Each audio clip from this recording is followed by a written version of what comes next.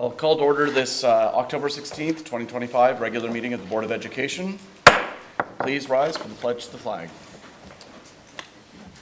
I pledge allegiance to the flag of the United States of America and to the republic for which it stands, one nation, under God, indivisible, with liberty and justice for all.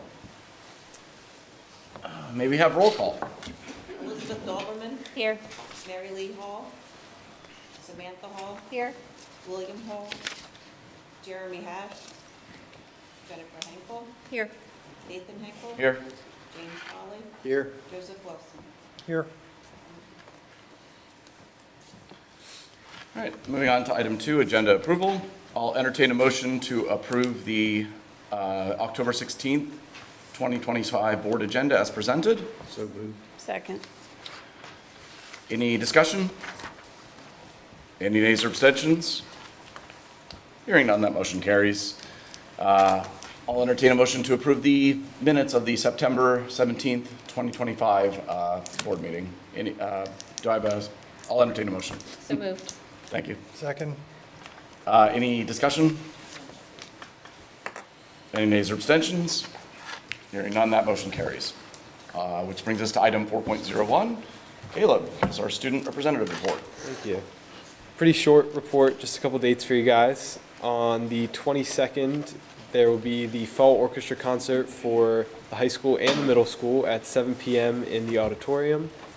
And the following night, or following day rather, is the end of marking period 1, which is crazy. It feels like it just started. Then on the 24th, we will have a PM in-service for teachers and a half day for students. Then 29th, this is one of my favorite student council events, October Fun Night. It's a great community event that brings together grades K through 12 and benefits the SYC Food Bank right here in New Freedom. And it's just a great event to give back to the community. And it's always super fun to plan because sometimes there's leftover candy. So then the following day, report cards will be available in Sapphire. Then the Marching Band Championship preview show will be at 7 p.m. on October 30th. Then November 1st, the Marching Band Cavalcade of the Bands. Cavalcade? I think I said that right. Cavalcade. You got it. Cavalcade? Yeah. Yeah, you guys do all the band stuff. You know better than I would. That's the 1st of November. And then the fall play weekend is the 14th to the 16th. And there will be various performances of Our House, another great show from our theater department. Looking forward to that. And that's all for right now. Thank you. Thank you. All right, moving on to item 5.01, we'll get updates on the district comprehensive plan by Dr. Reppert and Kim Hughes.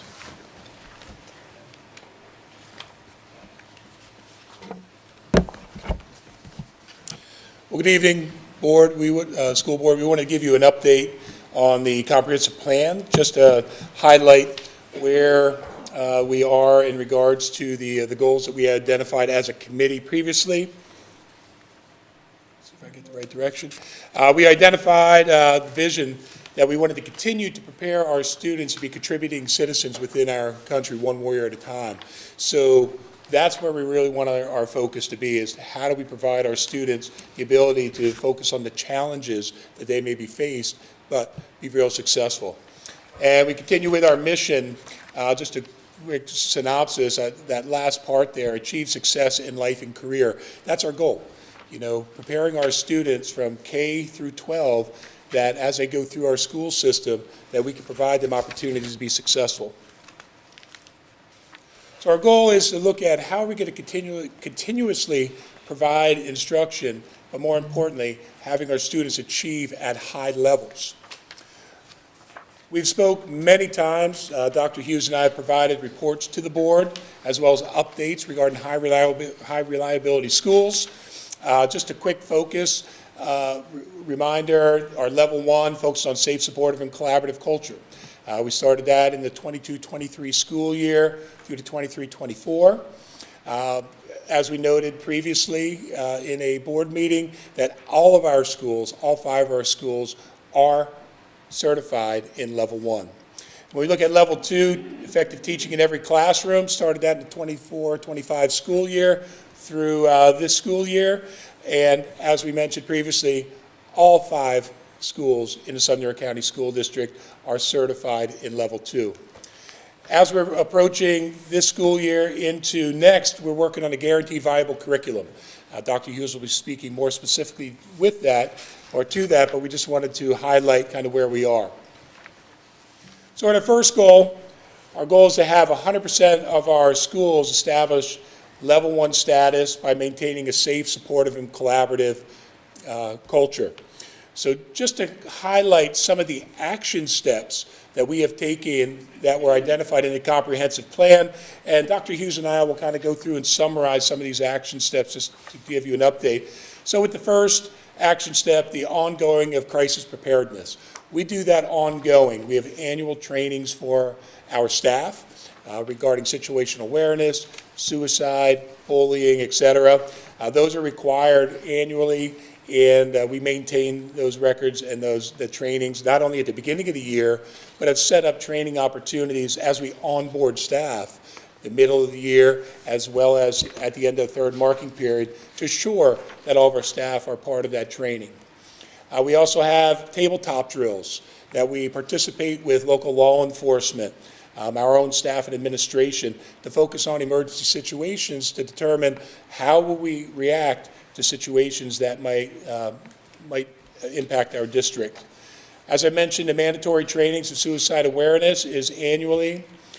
We look at the expectations of in school and on bus. So we have handbook presentations, we have bus expectations that are reviewed with our students, not only at the beginning of the year, but throughout the school year, so our students understand what those expectations are. Communicating, which is a big part. We need our families and our parents to know what's going on. So we have monthly newsletters that go out, not only at the building level, but at the district level to highlight the things that are going on within our district. Utilizing feedback to assess and modify our safety procedures for several years now. We have a parent safety committee that meets at the district level twice a year to review not only what we're doing in our district regarding safety measures, but opening up the opportunity for the parents that are part of that committee to provide feedback for the committee to look at. Decision-making process, a lot of that is ongoing. You know, we need to continually seek feedback from our staff, from our parents, from our students to determine how we're addressing the area of being safe, supportive, and collaborative. Eliciting student empowerment, that comes through our student advisories. You know, our student advisories at the building level gives the students the voice to share with the administrators specifically what is going on and what we could do as administration to address those. Collaborating across buildings regarding curriculum development and implementation. We started that last year. I will highlight a brief part of that when I do my next presentation, just about the professional learning communities and what we have seen based on the dialogue that's going on between the staff in buildings, but also across the district. And then finally, you know, providing the environment where students feel safe and included. You know, one thing that we have done, we've had 48 speakers that have been vetted through our vetting process that have provided us the opportunity to bring outside speakers in and present their areas of topic and focus to our students. We continue with the partnerships and relationships with stakeholder groups, which is ongoing, and developing problem-solving growth mindset, which is ongoing. So when we talk about that problem solving, what do students do when they're faced with a challenge, when they're faced with something where they don't feel safe or supported, giving them the tools so that they can address those. So looking at goal number 2, 100% of our schools aim to achieve level 2 effective teaching in every classroom with a high reliability schools framework, fostering an environment where every classroom consistently demonstrates high quality teaching and enhancing student learning and success, demonstrated through the increased student achievement and growth data. Part of what we wanted to do is remember our goals and our actions came from our committees. So as we went through, we started looking at our action steps that we came up with as a committee, The first one, introducing job readiness skills in all classrooms. One of the things that we needed to make sure that you're aware of is that the state of Pennsylvania is going through creating new standards for career readiness and awareness. So they will be approved, they're looking at this July as being the date. So we have that one, we've been working on those pieces in our classrooms, but we wanted to wait to add them to our curriculum maps until the new standards are put into place. We do have a spot in our curriculum maps where we will be adding these standards, career awareness standards, so that all of our classes have focuses on those critical thinking skills and the other pieces that we know are what we need our students to do to be ready for life. The next one is building proficiency in core curriculum areas. Once again, this is an ongoing piece. We've been working with teachers and having those PLCs where we've been developing an understanding of content and instructional strategies. We've been using a lot of conversations with teachers and asking them about what are they doing in their classrooms to help those students that need a little bit more help, or to really foster an environment where we're helping our students move further, even those students that have a gifted type of intellect that we're trying to push them farther as well as all of our students. Number 3 is to create an effective instruction to our academic achievement and proficiency. We've been looking at data-driven decision-making as we've been working with our teachers and looking at where does our curriculum need a little bit more support, where do our students need more support with intervention or enrichment. Number 4, promoting collaboration across buildings and effective teaching practices. Once again, our PLC process. We know that we grow when we are working together. So that is something that we've been very strongly working through this year, and we've started in the past, but really creating effective PLCs that help our teachers be able to collaborate together, but not just in their building. All 4th grade teachers across the district having opportunities to collaborate. Number 5, ensuring data-driven decision practices are in all instructional decisions and discussions. Once again, looking and seeing what data is supporting what we're doing. Is there data to say this is working? If not, what are we going to do and how are we going to address that? Goal number 3. So looking at creating a guaranteed viable curriculum. So this is making sure that every student has equal access to our curriculum and is able to get the information that they need in the time that they need. It's things like creating collaboration with common assessments, really helping our students understand those career readiness skills, and ensuring that we are really thinking of how do we get students to do goal setting, critical thinking, and moving forward. So our action steps for this was really started last year in full force. Last year, as you remember, we had over 84 curriculum maps that we brought to you for approval. We are looking to make sure that each and every one of them have our step 2, our career standards. Once again, we'll be driving them forward once they've been published for the community. But also the idea that we needed a personal financial management class that was completed last year and approved last year. We also look at action step number 3. Once again, these are ongoing. We want to make sure that we have opportunities for students to have success in classes that are career ready. So really giving them the opportunity to really explore different careers and have internships and really moving forward. Once again, ongoing, Dr. Sturter has been working with us as we put forward opportunities for students to go into the workforce, but also internships and also bringing in some college classes to be able to support our students, such as our drone class that we approved last year. Action step number 4, our curriculum provides a variety of opportunities for all students. Once again, making sure that we have every student have an opportunity to engage with curriculum that will help them figure out what they want to do once they graduate high school.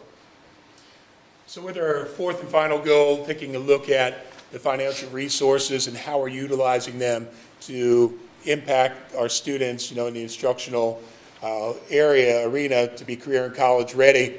So the one thing we do first, the action step one, maintaining fiscal responsibility and addressing technology. You know, I know that one area that this board did focus on was going 2-to-1 with Chromebooks in grades K through 4. That was an area that we took a look at as a district and how we can manage that. So we're looking at fiscal responsibility, that as an area. And then the second one is developing effective practices for recruitment and retainment. You know, it's always, we're in a competition with our neighboring districts. But we're also in competition with the business world because we have seen that educators that are in the profession are leaving to go into the business world. So creating an environment in Southern York County School District that's going to attract high-quality teachers that are going to continue to provide the optimal education that we know our students deserve.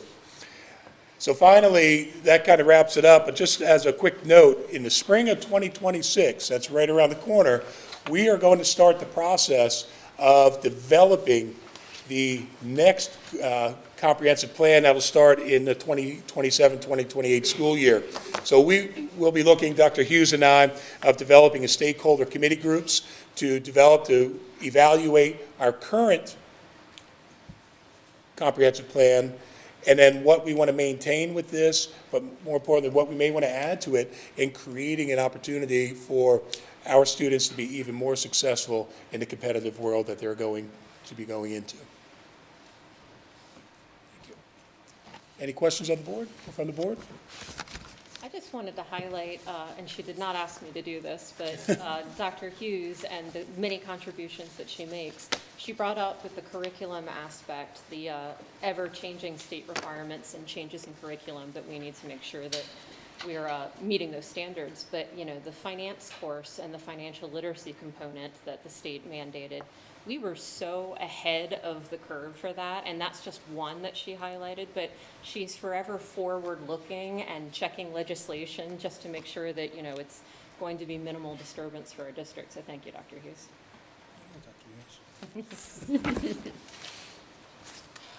Thank you. All right, moving on to item 5.02, educational updates by Dr. Ripper. Thank you, President Henkel. School Board, good evening. Fall's definitely here, leaves are changing, weather's cooling off. Please make sure, since we're at the tail end of the fall sports, make sure we can go out there and support our Warriors as they're finishing up their seasons. So to continue with my monthly report on safe, supportive, and collaborative culture. Under safety, members of the district Parent Safety Committee met this month. Mr. Leitzel reviewed the purpose of the committee, addressed safety trainings that have been conducted this far, and the members contributed some real solid feedback regarding the district safety measures, what we have put in place. Also, several members of the district Parent Safety Committee attended the training session with the Pennsylvania State Police to elevate specific threats against our school by focusing on emergency pre-plan assessment.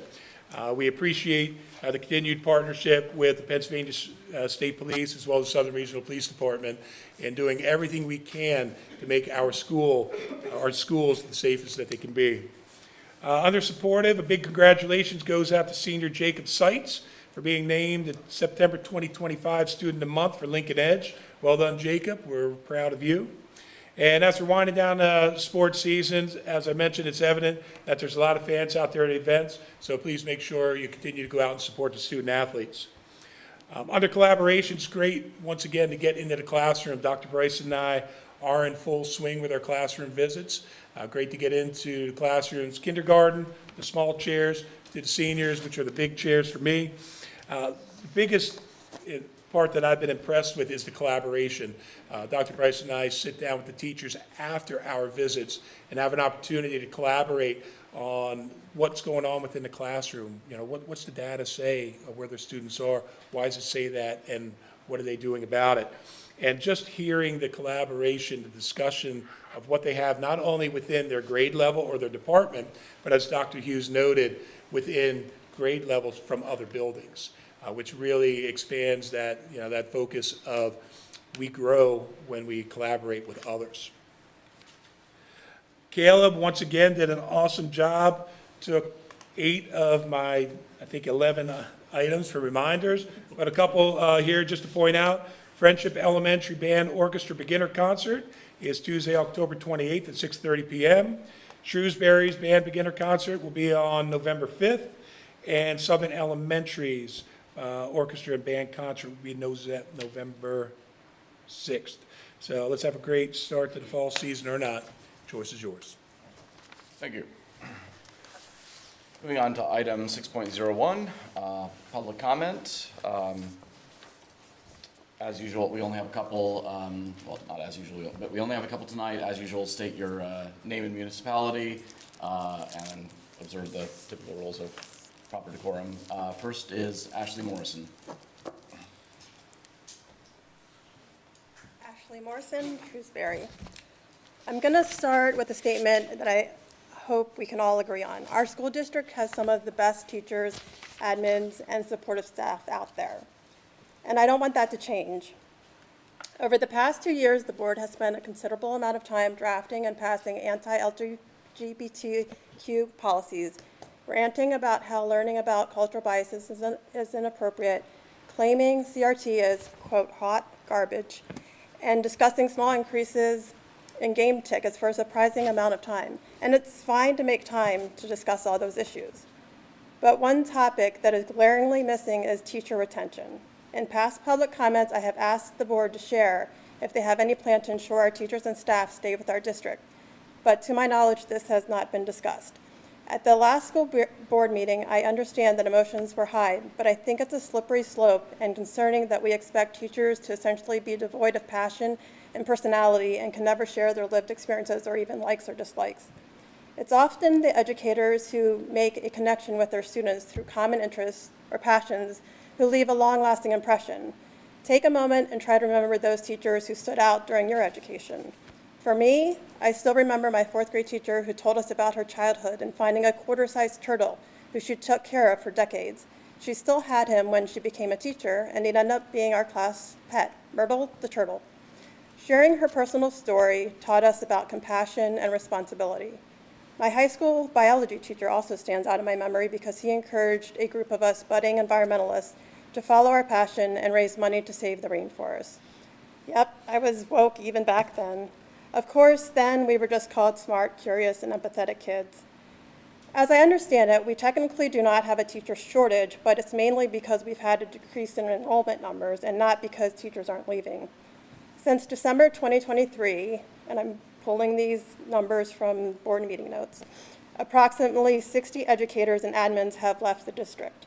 In particular, I'm concerned with the number of special education, SEL support teachers, and paraprofessionals who have resigned or retired in this short period of time. They make up about half of the educators and admins who have left.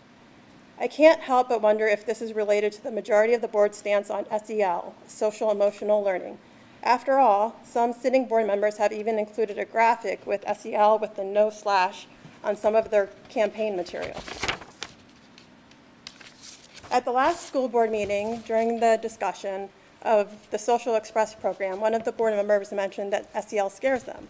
But after understanding what the program entails, I was happy to see that they actually adored it. The program sounds great, as it will be useful for students who need additional reinforcement of some life and social skills to see the scenarios played out through the video web series. Then additional discussion can be followed up with students and their special ed teacher or SEL staff. It's also promising to see the program as continuous, as students who may struggle with something like flexibility may also have impulse control or emotional regulation challenges. And therefore, while they know the correct response when they're actually in the moment, they might do something else. This is where reinforcement and practice can help overcome those challenges. This is why some stats may not show the true effectiveness of SEL programs.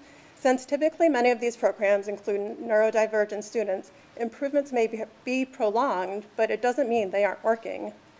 And when those successes do happen, any teacher, support staff, parent, or admin will tell you how incredibly rewarding and fulfilling they are to see. I encourage anyone who wants to genuinely understand how these programs work to go to the source, teachers or staff, or even parents with children benefiting from these programs. And I'm looking forward to learn the board's plans of retaining our educators and staff. Thanks. Thank you. Bob Betts.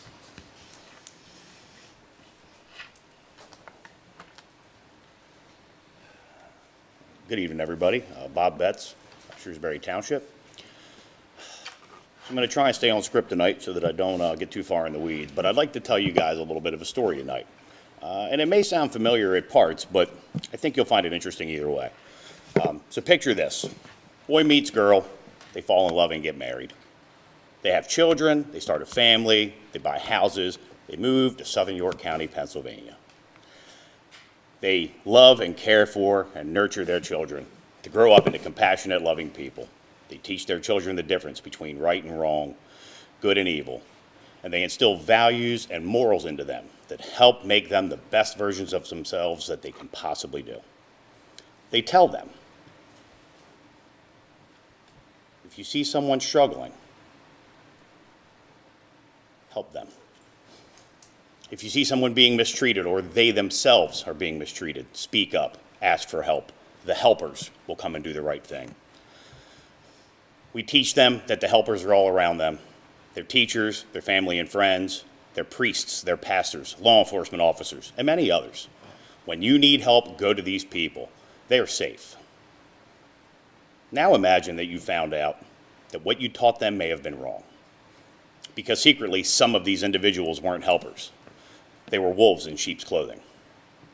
They were there to do what an enemy does, seek and destroy all things good. This is what happens when you place your children's care and protection into the care of wolves. This is what happened to me. This district's administration has attempted to silence me for years, and they've been successful for a short period of time. From quiet requests in the hallways to not speak at public comment, to calls from different county offices and agencies with attempts to have me charged with crimes, to making slanderous and false statements about me in legal documents, and weaponizing the Attorney General's office against myself and my child. I have watched adult administrators in this district currently employed here lie and create a narrative in an attempt to assassinate my character and the character of my daughter, a young woman who I was forced to pull out of this district, who missed junior and senior year opportunities, yet amazingly graduated a year early with honors once she was out of this building. All in an attempt to quiet me, these things occurred. An attempt to silence me and to perform retribution against me for one thing and one thing alone, always speaking the truth. I will not stand by and watch the lie occur and not speak truth into it. The admin of this district has proven one thing to me over the last 5 years of my involvement here. They intend on harm. They will do whatever it takes to keep their sins quiet, to keep lies hidden. They have utilized the Safe to Say program, an anonymous tip program, as a way to persecute and prosecute our children. Kids who have no reason to use this program other than they are told to by administration in the buildings. They are told that if they see something, say something. And then they are persecuted for doing just that, for saying what they saw. They're persecuted for doing so when admin won't perform the necessary duties associated with investigating tips. If I tell you the light bulb in the hallway is off and you don't go out and check it, you don't know if I'm telling you the truth or not. You can't make the assumption. If I tell you it's off and you go out there and look and it's on, does that mean I was lying or does that mean somebody flipped the light switch before we got back out there? Only an actual investigation will net those results. Yet we don't perform it that way. This district operates under the shroud of darkness, as it always has. And this is how we operate, safe to say, under the shroud of darkness. We either don't check or we check it too late. And then the burden falls onto our children when it should fall onto the adults in this building who are paid to do a job and they are not doing their job properly. I'm requesting a serious review of how Safe to Say is being brought up, associated, and taught for use to our children. It's okay if the admin in the district hates me. It is not okay if they take it out on my children. I love Jesus and the world hates me because of that.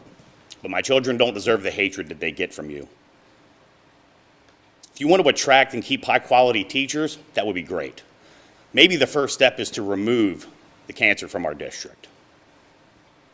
And there are administrators in our district that are the problem. And I'm requesting for their immediate resignation and/or termination, effective immediately. Thank you. Thank you. Next, we have 6.02, board discussion and public comment. Does anyone have any discussion?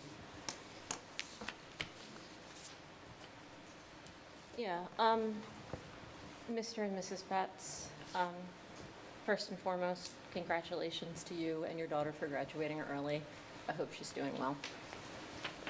And I would like to ask if we could have conversations in the future about the Safe to Say program. We need to know how it's used, what its parameters are, and just to update the board, because I'm sure that there are probably a lot of questions that we have. Sure, absolutely. And then for the other speaker, I'm hesitant, but I guess I will go there. Asking us to defend a problem that hasn't happened yet, I reject the false narrative. It's an odd thing to say. And then to assume that as a justification, the reason that we don't have a teacher shortage is because of student decline. I would anticipate that we are probably right there with other district averages for teachers leaving because they've received, their full benefits and they want to retire, and then just swapping back and forth to York County. I haven't received any literature or updates from admin, and we ask constantly for, are we outside of the norm? During the height of the shortage, I guess, 3 years ago, we had all of 2 positions that were open. So shortage is quite an overstatement when it came to our district. Anticipating that there will be a problem, even though there's no support that there is, it's just an odd sell, and I reject it wholly. I do want to second the reviewing how we've implemented it and the Safe to Say tool. I think that would be a good place to start. Yeah, we should definitely have a meeting where that can be laid out for us, what the current usage is. If there are any concerns about the way it's been used, or what might be driving the complaint, if there's a way to address that. Yeah, and to piggyback on that, I do see that there's definitely a tension that I don't think I fully understand yet, so I have a lot of questions still, but how the program works if you're supposed to say something, but then you could potentially get in trouble for saying something like that. I don't fully understand how that is. So I would just share that at times, if Safe to Say is utilized over and over, and there's a concern that there's a misuse, that can be shared with the DA's office, because what we don't want is misuse where students are being identified through Safe to Say and searched, and then there is nothing, or there's an understanding that there's the potential that students are being searched because others are Safe to Saying them for no reason. And certainly the district has no ability to identify through Safe to Say, nor do we want to misuse Safe to Say on our own part to squash the use of Safe to Say. But if there is a concern that it may be misused, then that's to be identified and shared. And at that point, the investigation into whether it's being misused or not is done from the actual user of the program, which is the DA's office who oversees it. So misuse is decided by our district or the DA's office? Ultimately, the DA's office would decide whether it actually is being misused or not. Okay, so we refer to have them investigate? If in fact we have reason to believe that it's being misused. Okay.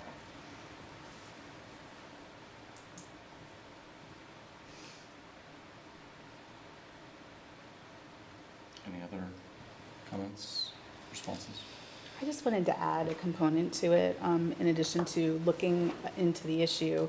When I first became a board director, I went to a PSBA training, and they had somebody speaking about school shootings and just the Safe to Say program. And one component that they talked about that could lend to misuse is training. And so I would just like to understand a little bit more about how we do our training. The district does training yearly and class by class. So administrators actually present the Safe to Say program along with other items within the handbook, but Safe to Say is highlighted in that, what the process is, how to utilize it, that it is anonymous. And certainly, that's something we can share that training with the board as well. Yeah, I'd like to see that. I have a follow-up question on that, and I don't understand the components. If it's anonymous, at what point do we know misuse? How does that get flagged? It potentially can be flagged when the same student is being identified, or the same potentially staff members being identified for either possession of something or threatening behavior, and then it becomes the responsibility of the school district to investigate whether that's happening or whether there's any evidence of that. So that requires us to investigate it based on whom is being accused or reported. So if that happens on multiple times and there's no evidence of that, then the concern arises that we're investigating someone that has nothing to do with that incident potentially. So I would just say, as a past administrator in a building, if I'm the parent of the child that repeatedly gets called into the office to be searched, it becomes almost harassment, that we're making this investigation and searching based off of what we're hearing from Safe to Say, or the information we're getting from Safe to Say. And so at that point, that might be an indicator. Can't tell you that it is being misused, but I could tell you we're getting this information repeatedly, and that potentially is the case. And quite honestly, then it becomes the DA's office or the police to determine whether they're going to investigate or not. And then is the district always blind? Like, does the DA know things that the district doesn't know? Like, if you, I understand what you mean. If the same person is reported multiple times, do you ever, as a district, know who reported, or is that just DA stuff? That is typically anonymous unless given to us by the tipster. So, Oh, okay. so the tipster can say, "This is who I am, please contact me if you have additional questions." And oftentimes, Safe to Say will do the questioning of the tipster to determine, can you share more information, can you answer these questions? But again, that's run through Safe to Say. So the tipster might self-identify, which of course, a person could always do that, and that would break the anonymity of any system. Does law enforcement ever inform the district of their findings if they do an investigation? That's potentially the case. I think it's really dependent upon what Okay, so what the information is or isn't. It could be the case that law enforcement informs the district. It could be. Has that ever been the case? I don't know the answer to that. Okay. My guess is sure. Okay. Well, so, yeah, I guess you might not know. Because prior at to- times they may Yeah. need information So to your from- knowledge, though, you can't recall a time that it's ever happened that the DA has said, here, we're doing an investigation of this person. They've not done that to me personally. Okay. They've not said that to you. But I'm not in the building. Okay. Any other? I do have, because there was some concerning allegations, for lack of a better term, in the public comment that I think I'd like to at least have a little bit more background on. Obviously, we're not going to do it in an open meeting.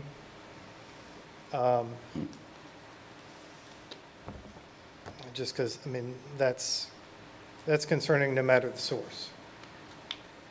So I'd like to, Sure, I'll request an executive session for after the meeting, okay, and we'll be prepared to answer what we can at this time. You mean tonight? Sure. Okay.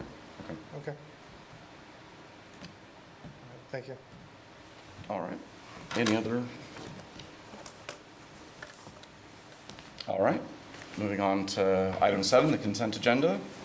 I'll entertain a motion to approve the consent agenda as presented. So moved. Second? Motion and a second. Any discussion? I do. Dr. Reppert, I am so sorry for putting you on the spot. I did not tell you that I was going to do this.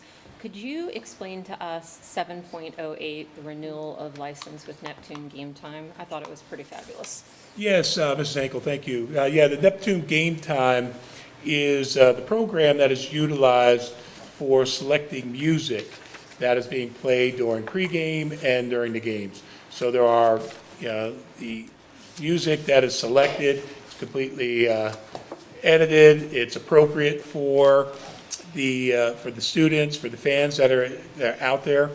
And it really takes the pressure off of a coach, because, what one coach may want to have as a playlist would be different than what maybe someone else does. So this way, there's a playlist of music that can be utilized pregame, during games, that the coaches are able to select and play out of their awesome stadium there.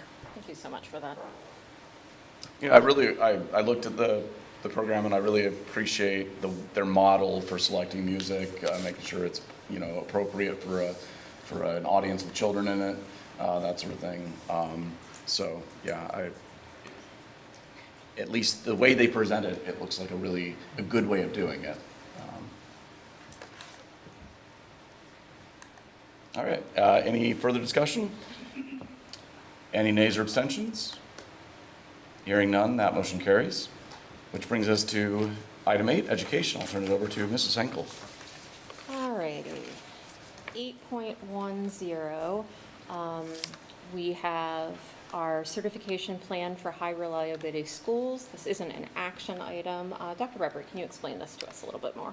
Yes, again, Mrs. Henkel, so when you take a look at the plan that you have there, it includes the leading indicators and lagging indicators, or the lagging indicators for not only elementary as well as the secondary, when we're focusing at what is it going to look like in developing the level 3, the guaranteed viable curriculum throughout the district.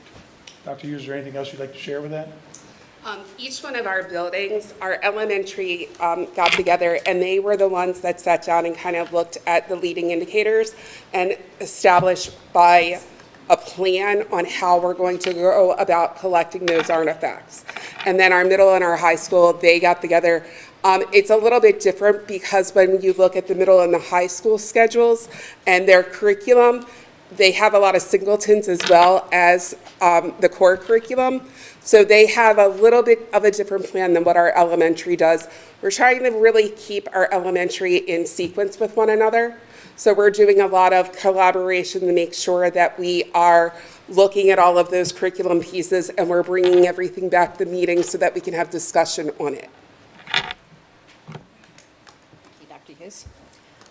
That brings us to 8.02, STEM Lending Library Agreement with Lincoln Intermediate. Dr. Reppert, can you tell us a little bit more about that? Yes, Mrs. Henkel. The lending, the STEM resources in the agreement with the Lincoln Intermediate Unit provides us now an opportunity to take a look at what technology resources we may want to utilize and borrow them from the Lincoln Intermediate Unit prior to an investment of the district of using taxpayer money in order to purchase something. So we're pretty excited about that. So it will give our teachers the ability in the STEM field to, take a look at what are the resources that the LIU has available and potentially utilize those in the classroom first to see how they fit within the curriculum and how they can be utilized. Awesome. I'm going to go ahead and move to approve the STEM Lending Library Agreement with Lincoln Intermediate Unit 12. May I have a second, please? Second. Does anybody have any discussion or questions? Again, I just thought that this was a fantastic thing, in order to, some of these things are big ticket items and better to rent them at no cost really and be able to try them out before you find out, no, that's not really what you want. And also just access to things that we probably never were going to purchase, but then be able to use. So from a financial perspective, this is a win-win agreement. Does anybody else have any questions? Any nays or abstentions, excuse me. All right, that motion carries. 8.03, speakers approved through the vetting process. This is just public information. It's not anything that we're going to vote on. I did want to highlight one in particular. There is a Do you presentation. have the same speaker to highlight? I don't know. What do you have? I have Dr. Deffler. Okay, well, you can do that. You want to do it right You now? can- you can go first. Okay, so mine was actually the high school and middle school vaping presentation. And part of the reason why I wanted to highlight it, I don't want to spoil it for the students, but it took it from these are the facts, don't do it, to more of a critical thinking aspect and having the students be in the driver's seat thinking critically and seeing how they're being targeted by the tobacco companies. And so things like, it starts out in the slide, today, quote, "Today's teenager is tomorrow's potential regular customer, Philip Morris." Holy cow. And then here's another one from the U.S. Tobacco Company. Cherry Skull, is that how you say that? I'm showing my ignorance here. Skull is for somebody who likes the taste of candy, if you know what I'm saying. And then the base of our business is the high school student. That was a memo from the tobacco company executive, I think the current one. And then it also goes into just studying trends and adapting products to consumer desires. When you realize that you are the consumer, that you are being manipulated, that puts you in a different mindset than just your parents say not to do the thing. You're being taken advantage of, you're being manipulated. These products are candy-like and colorful packaging for children. They're food, fruit, candy flavors. It's trendy devices that students might like to have. It was a really cool presentation that showed the target audience and not just your typical presentation. So I thought that was of value. Yeah, sorry, before you Yeah. turn over, I really appreciate that because, it's one thing if an adult is choosing to use these products on their own, but children are protected from these legally for a reason. They're not really capable of making those kinds of decisions to use what's an addictive product. And I think that since we're operating often, when parents send their children here, we're operating in their stead. It's really on us to do everything we can to make sure that those children are protected from those kinds of things. Additionally, if we're going to have policies, which, we've all voted on with pretty stiff penalties, it's nice that the district goes out of their way to say, this is why. So that was pretty cool too. Caleb, do you have something to highlight? I did. Yesterday we had Dr. Deffler, I believe, Dr. Deffler. She's a psychology and ethics professor at York and the chair of their institutional review board.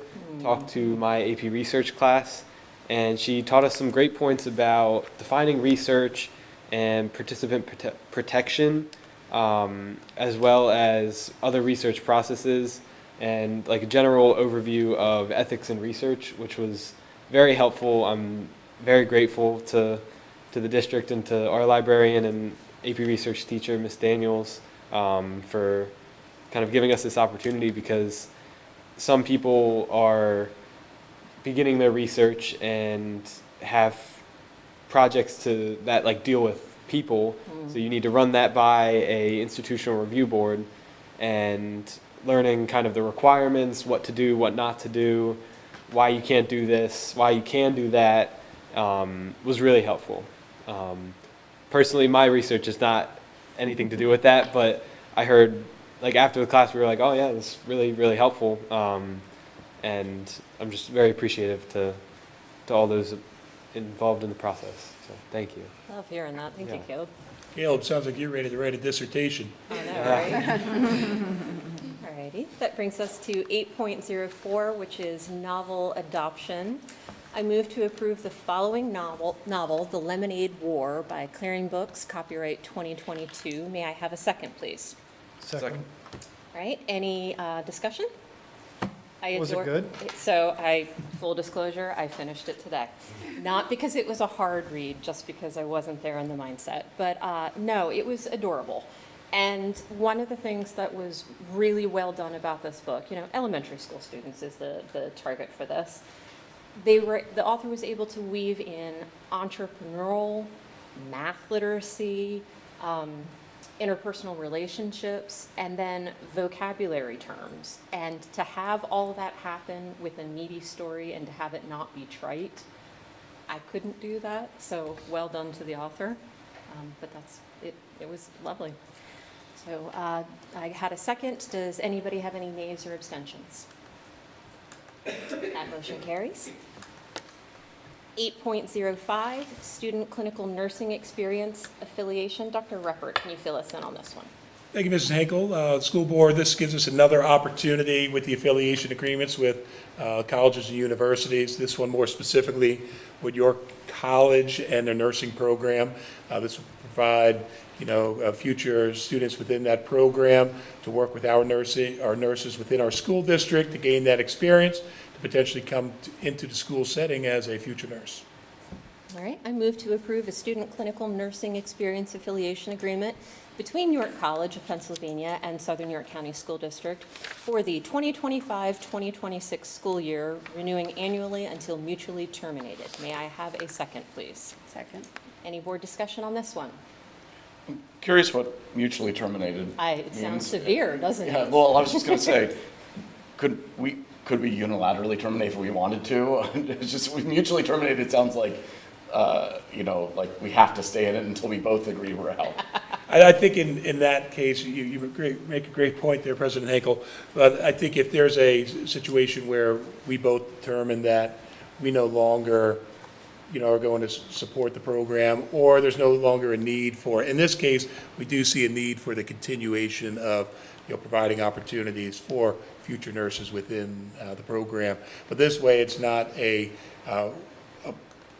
affiliation agreement that we have to continually bring back.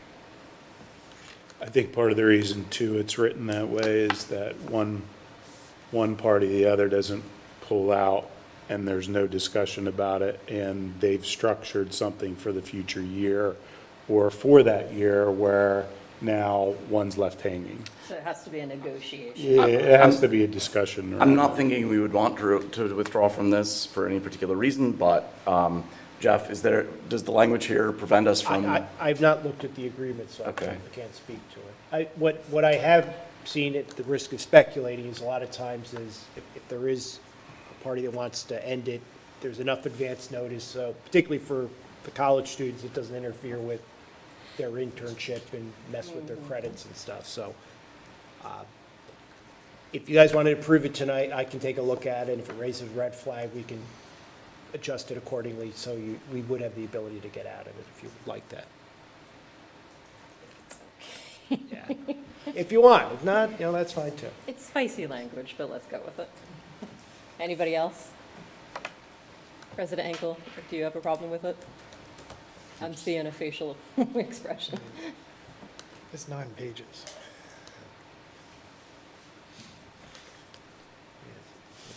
I don't think, I mean, the agreement does not have that language, and I assume that the agreement is what's actually binding, rather than the language of the board motion.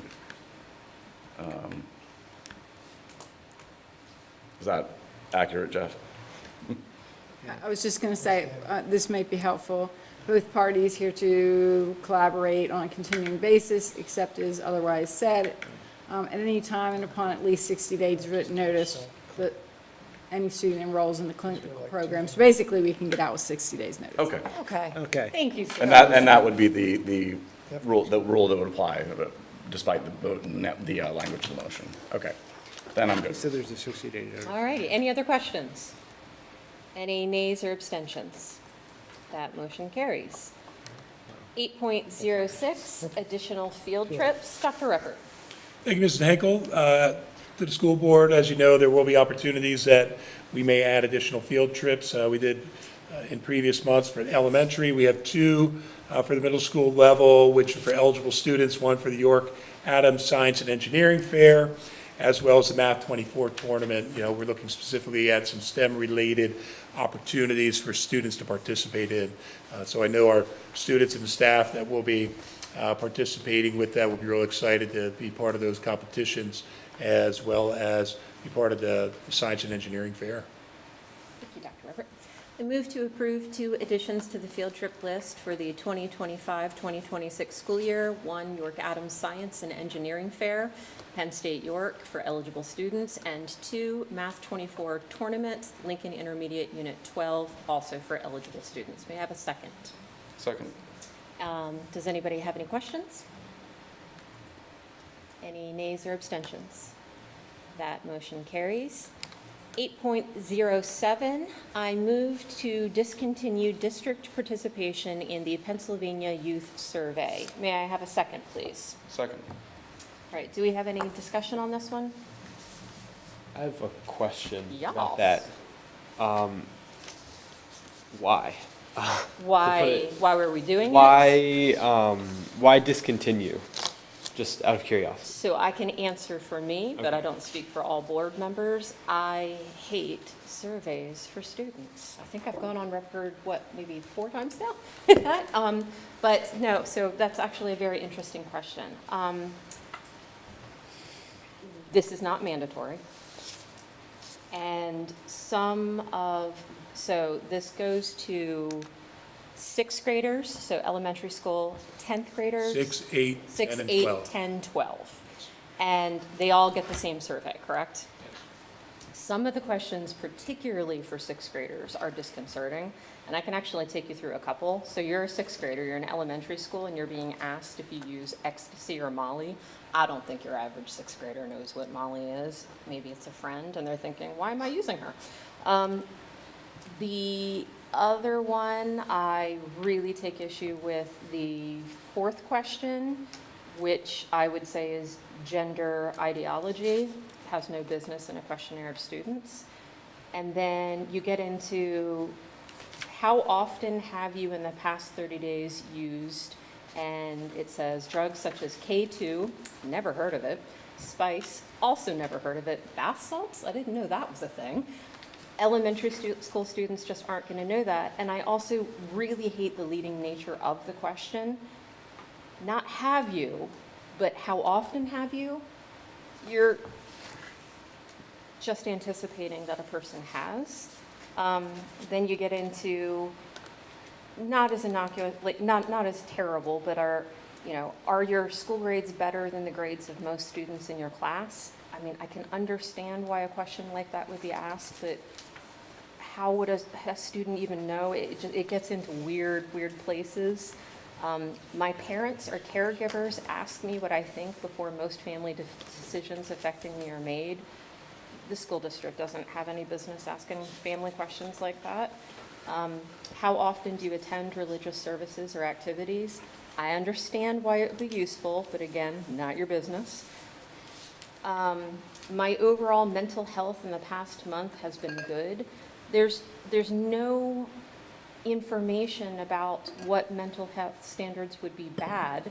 Your information from the survey is only ever going to be as good as the question and the intelligence or the ignorance about the questions is. So, you can't really properly apply the survey's answers from that. Then you get, how many times in the past 12 months have you done anything to harm yourself, such as cutting, scraping, burning, as a way to relieve difficult feelings? I really take issue with the leading nature of that question. It already tells an elementary school student, let me rephrase the question with the way that an elementary school student might hear it. Oh, guess what? I could relieve difficult feelings if I do the following to my body. Not great. And then even some of the things that, we would all as adults look at and say, okay, what's the big deal of that? But have you been bullied during the past 12 months? There's no common definition of what bullying is. And so again, the survey results are only going to be as beneficial as the understanding of what we're even collectively talking about. Then you get into the last couple of questions about suicide, and this one particularly bothers me because it's an anonymous survey, and yet it asks questions like, have you ever considered suicide? Which, I can understand why you would ask students that. You want to know if there's a problem. You certainly want to intervene. You want to save lives. I'm all about that. I understand it. But it's anonymous. So you're never going to know who the person is that's struggling. So the only way that you're ever going to be able to do anything with the information that you get from that is a broad talking to the entire school, which we already do that with assemblies, but you're just not going to be able to do anything with an anonymous thing. And we already know that prevailing literature says that rumination on depression causes more depression. So if we can't even target to one specific student because we know that they're struggling, and we're doing it as a Band-Aid for the entire district, my fears are that the benefits don't outweigh the harm. So that is my 95 theses on why. Yeah, I'll come in that a lot of what you were talking about, the medical community has this concept of iatrogenic harm, and that's harm that's actually caused by the process of attempting to diagnose or treat.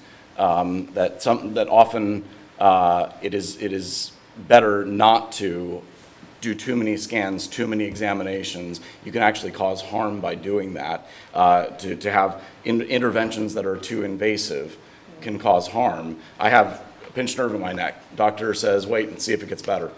They're not going to do surgery right away. They're not going to do something invasive. And so I don't think that concept doesn't seem to be recognized adequately in the realm of these surveys. These surveys generate certain ideation in students. And if we're thinking from a mental health perspective, we need to consider the possibility of iatrogenic harm. Yeah. I mean, the one thing I would say is children are suggestible of all ages, even seniors. But a lot of people, when they'll interpret the questions as prompts to either self-identify themselves, or question, am I wrong for not thinking about this? And I think that gets to, what you referred to as the iatrogenetic, if I'm saying that right. Iatrogenic. Yeah, there we go. Frankly, this is 8 pages worth of survey that just questions. Yeah, I've taken it. I think, yeah, and you're in 12th grade, so this would be like your 6th time taking this. So we're getting, there's 2 things. Like, one, I have the same concerns with a lot of the questions in here. A lot of suggestive, okay, well, I don't know what heroin is as a 6th grader or an 8th grader. Well, now I'm going to go Google that on my Chromebook, and, now I'm going to, It's blocked for a reason, though. But not on the phone. Safety. But at home. Right, but now, yeah. It's a new idea to look You at. learn about things that, that's the purview of the parents to, yes, in health class, we do a lot of substance abuse instruction for our students. That's the place for it. An anonymous survey is not. Even if we had, if we had a student who was answering that they're seriously making a plan to take their own life, if this is actually anonymous, we wouldn't have any way to help them. Do you think there's a world in which you don't offer the survey to 6th grade students and instead offer it to 8th grade and then the other intervals above that? Because having taken the health classes in 7th and 8th grade, I think I personally had a much broader understanding of the things you were talking about in those questions that you had issues with. And I think that would be a solution to keep kind of this valuable data set that we get from these surveys, and still not exposing the younger kids, like the 6th graders, to these kind of sensitive topics. Okay, so, and this may be more a question for Dr. Reppert. So the data that we've gotten from this so far, how has it changed what we do here as a district? Well, I would say what it has done is we've put a lot of focus on the safe support of HRS 1 as I've been sitting in this chair, and utilizing it based on what are we seeing as a result of the data. One of the other components, as Mrs. Henkel talked about, a presenter that we have coming in to the high school, middle school about vaping. You know, we know that that is a concern, so we need to continue to educate our students on how they're being targeted. Caleb, you mentioned about the 7th and 8th grade. Being the former principal there, yes, they did focus of components of that during the health classes to educate the students. But I think if we want to be honest, we know that our students are being targeted younger and younger, you know, by things that they're seeing not on their Chromebooks, but maybe on their own devices, and, you know, things that they're seeing outside of school.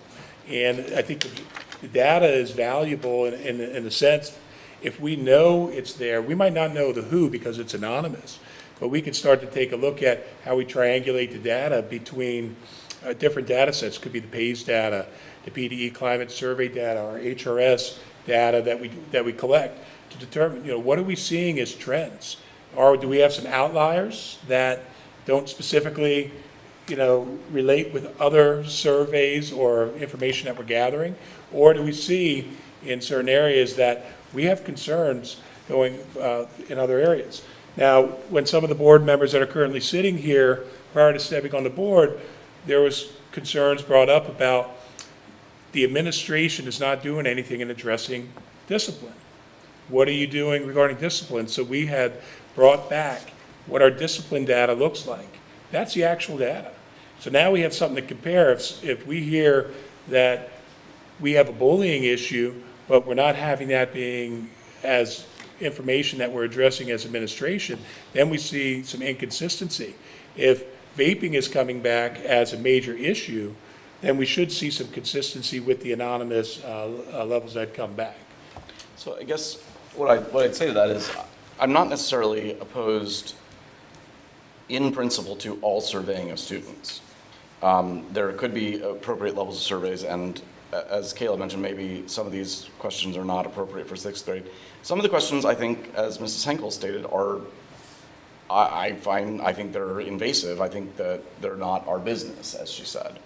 And so what I would think is that we could look at the particular issues we have, and rather than having an 8-page survey where there are questions that we don't want to be asking, or questions that just are not helpful, and we're just making the students sit there for, I mean, 8 pages sounds like it would take a while to get through, if you're really thinking about the questions, which, you know, and that's another problem. When a survey is too long, people stop thinking about the questions. So I'm not necessarily opposed in principle to having a survey that is tailored to our district and asks the questions that we need, that we know are the issues we have, rather than something that's generic and is the same. I believe, well, this Pennsylvania, so the same thing in Philadelphia as here, as in Pittsburgh, as everywhere all over the Commonwealth. We have different issues, and it'd be better to have a short survey that focuses on those, where the students actually pay attention to the questions. Another point I just want to make from the administrative standpoint, when we sent out the parent permission to opt in to take the survey across the district between grades 6, 8, 10, and 12, we only had 12% of parents return that survey back to the administration. So in that case, when we take a look at, the survey, we're looking for about 35% participation. We're well below that based on the amount of parents that sent back the permission to participate in the survey. Yeah, let me piggyback on that. So what I loved that the district did when it was opt-in for the survey, they highlighted the benefits of the survey. And so the parents got to see all of the rationale and the reasons, and given a choice.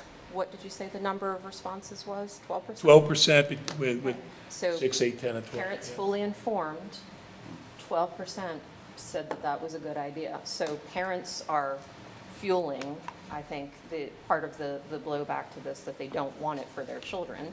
I think that that's a really important thing to highlight. And then I guess I just would gently push back on some of the points that Dr. Reppert and Caleb made. So this survey is not for the students. And I think that we need to be clear about that. The survey is for the district, right? And so it's the data sets that we get from the survey that's for the district. The survey is not for the students. And Caleb, thank you so much for highlighting it. We do have a 7th and 8th health class that highlights a lot of these things. So they don't need the survey in order to learn about it. We have classes for it. And I think 7th and 8th grade is appropriate for those kinds of conversations. And then our bullying issues, we don't know that our district has bullying issues because of responses from the survey. We know that our district has bullying issues because bullying issues are reported to our district.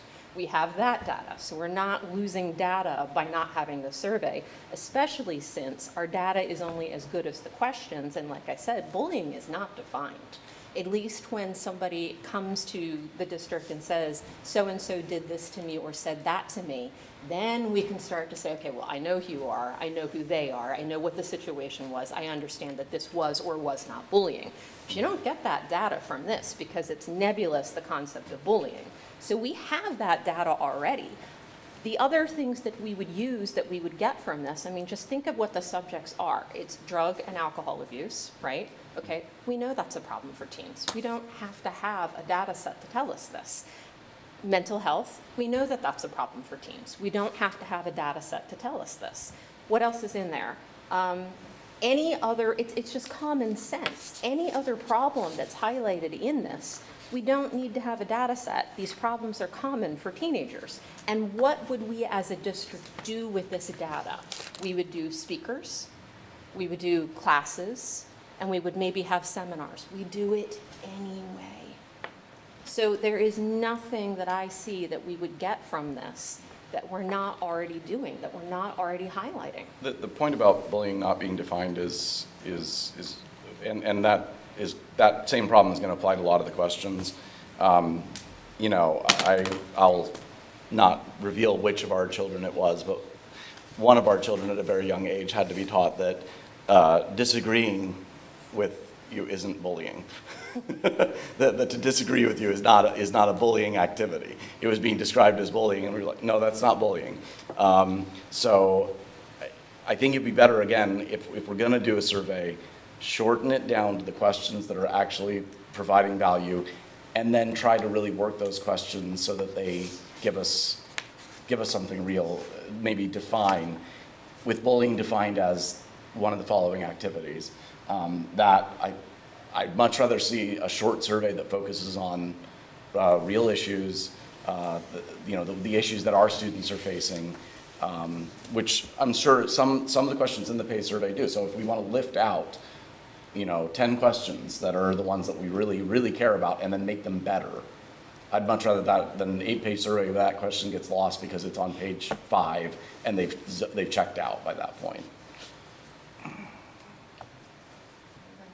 I just wanted to touch on a couple things, a little bit of a different lens. I agree about the fatigue. I just did the math, and there are people that are better at math than I am. But by my math, there's 222 questions on this survey. An adult taking this survey would probably take them about 45 minutes to an hour and 15 minutes. That's an adult. 6th grader, 8th grader, maybe by the time you get to 10 and 12, grade, you'll be kind of at that. So it's a really long time, and at some point, you are just going to check out of that.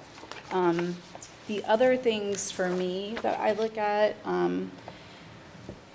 so children at their different grades are having different developmental milestones. So when you're in 6th grade, you're starting to develop that emotional control. And you are, the outside influence is increasing to you, right? In a way where when you're younger, you're kind of devoid of that.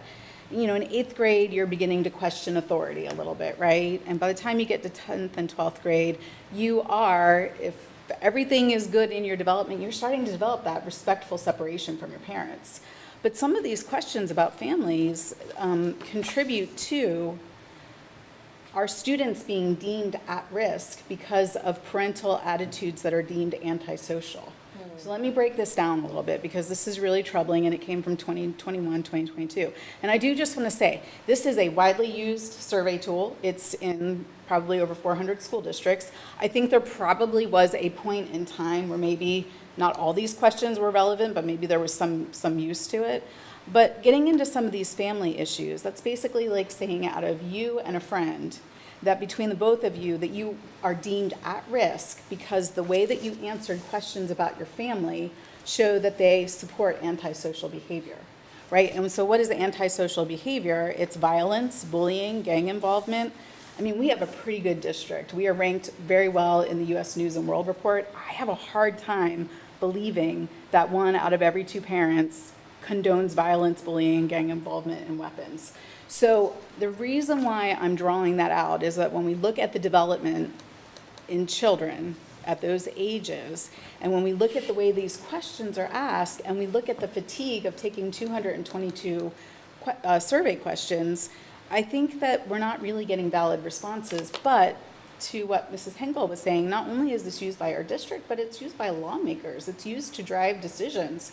And so in our particular district, saying that 51% of our students are deemed at risk because of their parental attitudes for antisocial behavior, I was shocked when I heard that. I was like, who are those parents? I don't know those parents.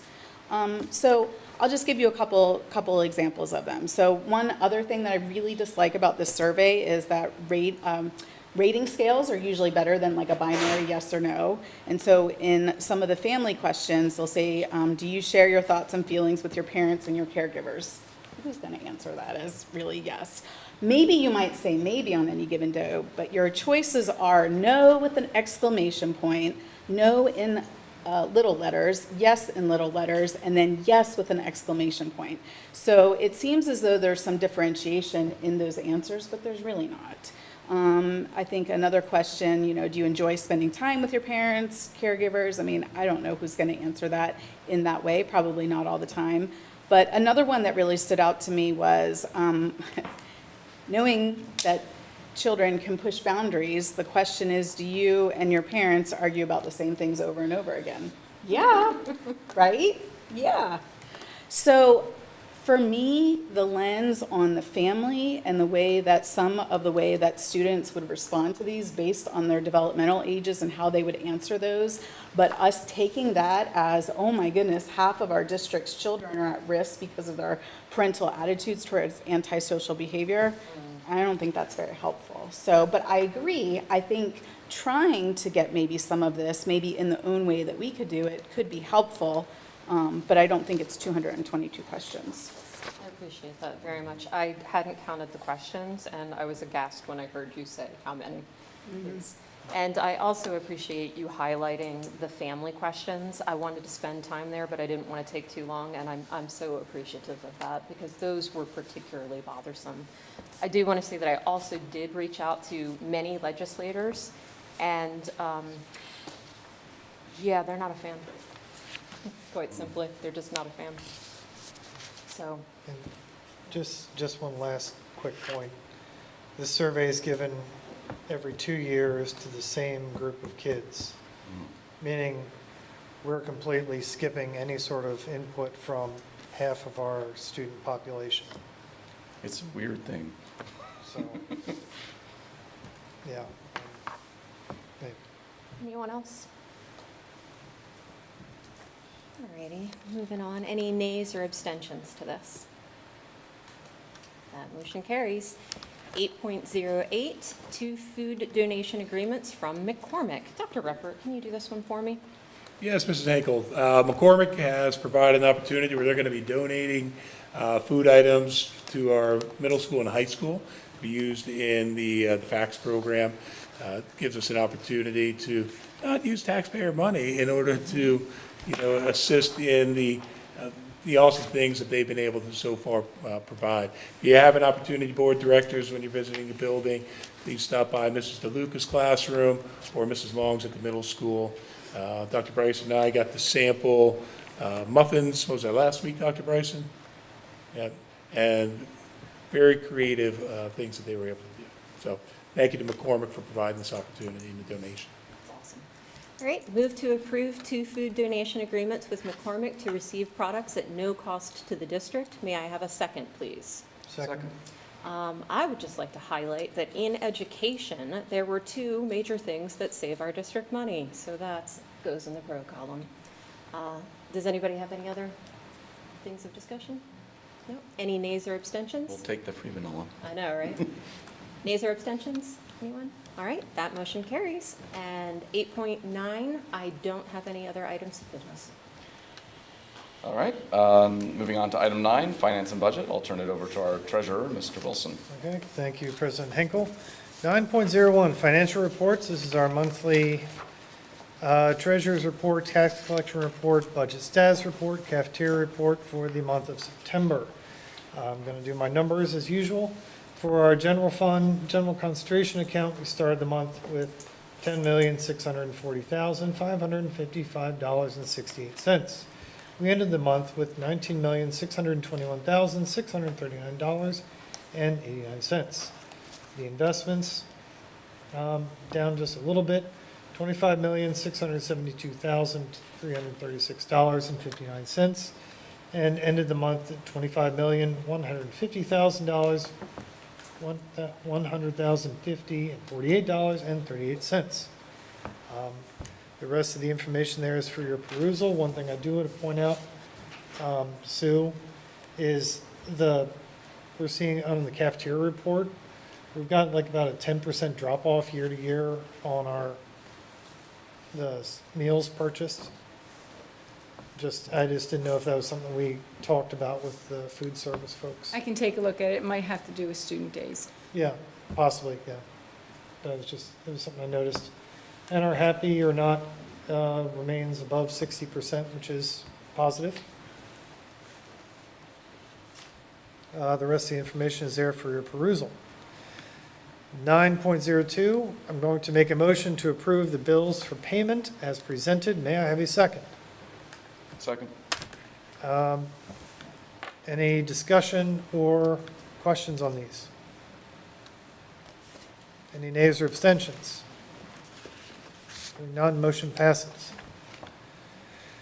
9.03, I'm going to make a motion to approve the exonerations and refunds as presented. We have 2 on here. May I have a second? Second. Any discussion on this? Pretty routine stuff. Any nays or abstentions? Hearing none, motion passes. 9.04, we have some budget transfers. I'm going to make a motion to approve the budget transfers as presented. May I have a second? Second. Any discussion? Okay, any nays or abstentions? Hearing none, motion passes. Final. And we got to 9.05. This is for your information. This is the results of the 2024-2025 fiscal year and 2026-2027 budget development timeline. Mrs. Green? Thank you, Mr. Wilson.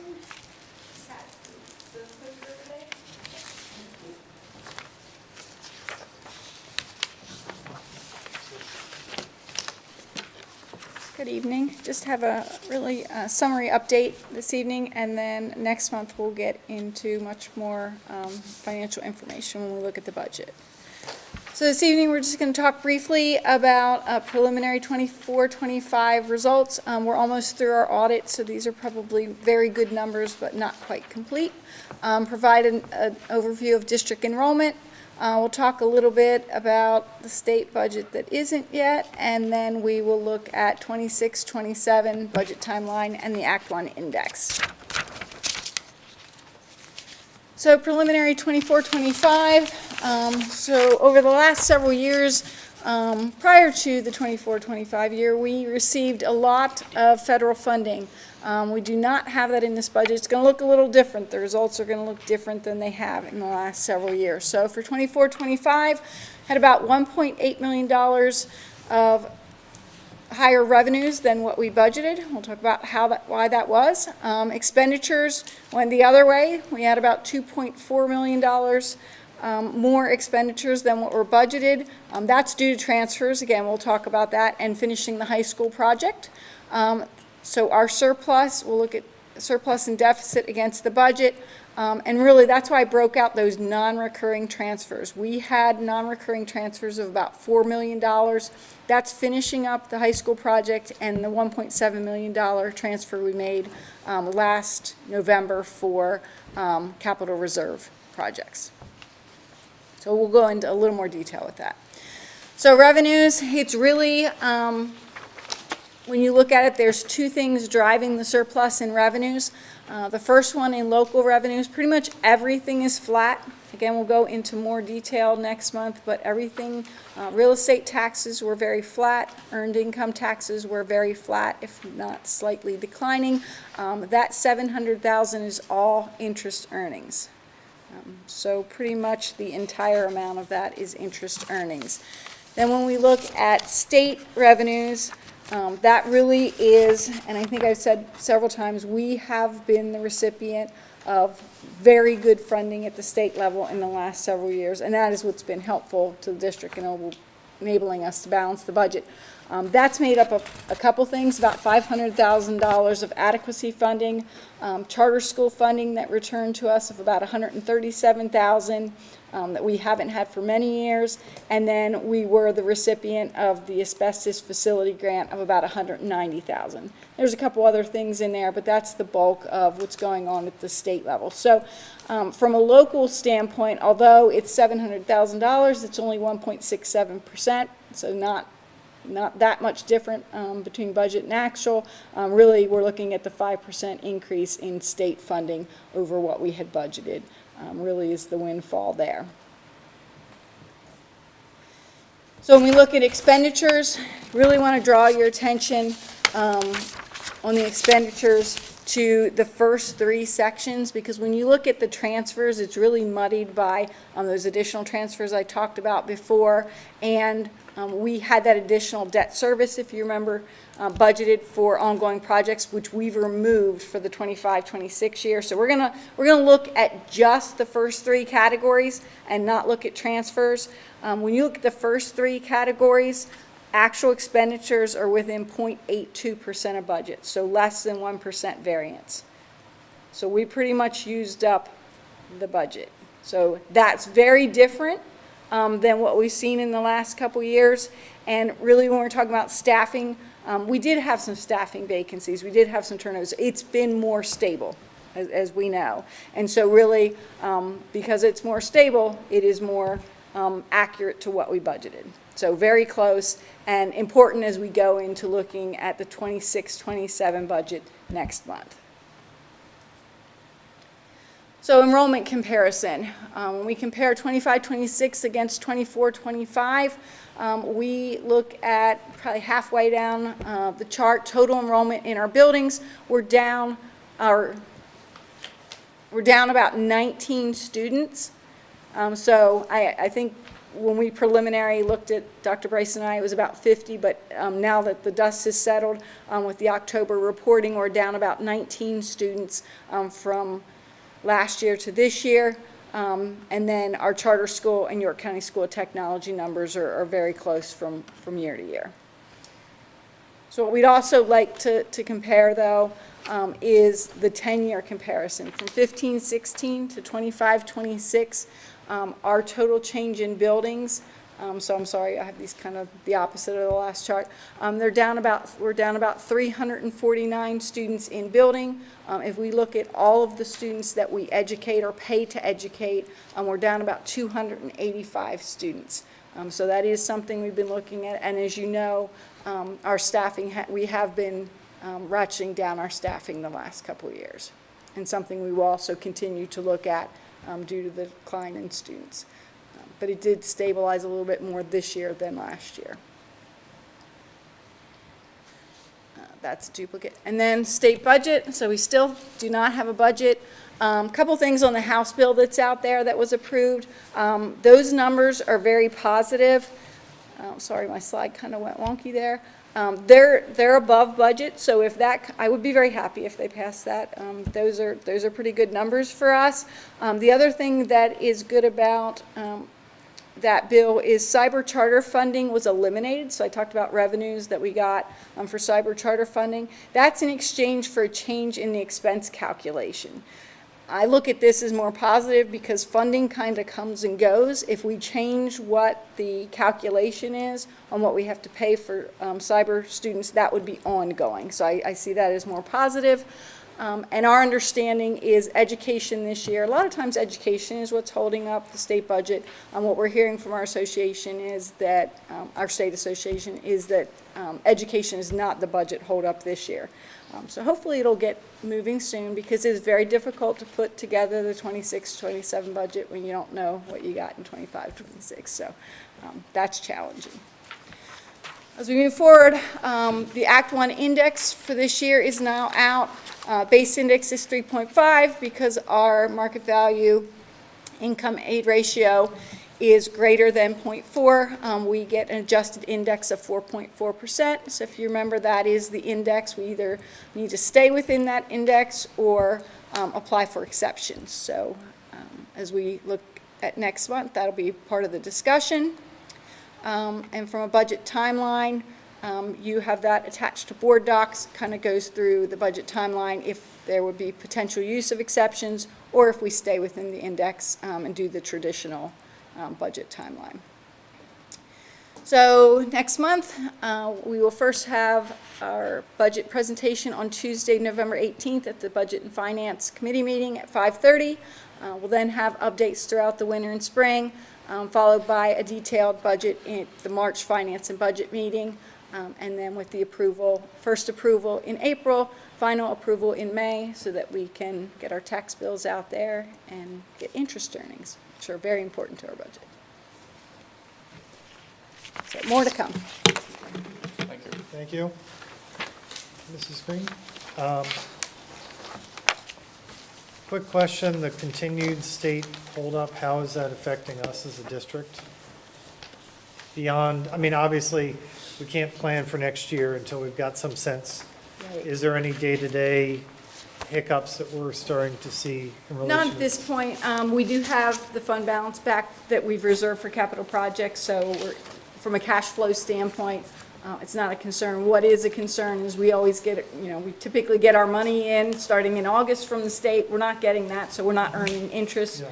So that $700,000 above budget that we got from interest earnings, we're not going to have that next year for multiple reasons. We're spending it down because of our building projects. Interest rates are declining, as we know. Federal Reserve reduced them, and we don't have our state funding. And so that number is going to drastically, that's going to put a big hole in our budget, a big hole. So, and, again, from our standpoint, at this point, it's not impacting us being able to pay things, but it is impacting us on the revenue side. Okay, thank you. 9.06. I'm going to make a motion to approve an agreement with Hometown Ticketing Incorporated relating to the acceptance of credit cards at ticketed events through June 30th, 2028, with fees to be paid by the consumer and equipment to be purchased by the district at an approximate cost of $2,000. May I have a second? Second. This is so we can take credit cards for games. And if this is approved, the intent will be to start that for the winter sports season. But if I may, I want to throw a shout out to Mr. Carrington and Mr. Blandon for working through this and getting us moving forward on this. Thank you guys for that. Thank you. Yes, thank you. The equipment, do we have an expected lifespan on that? Yeah. So they are iPads that would be used, so I would say approximately 5 to 5 years is generally what we get from that type of equipment. So Book, it's- iPad type thing. We'd be looking at about $400 a year, to replace them on a 5-year term. So the district is absorbing that. Is there any plan to pass that along to the people that are using the service of the credit card? So there's a charge The per $2,000? transaction. Yeah, Okay. is there any plan to prorate that in?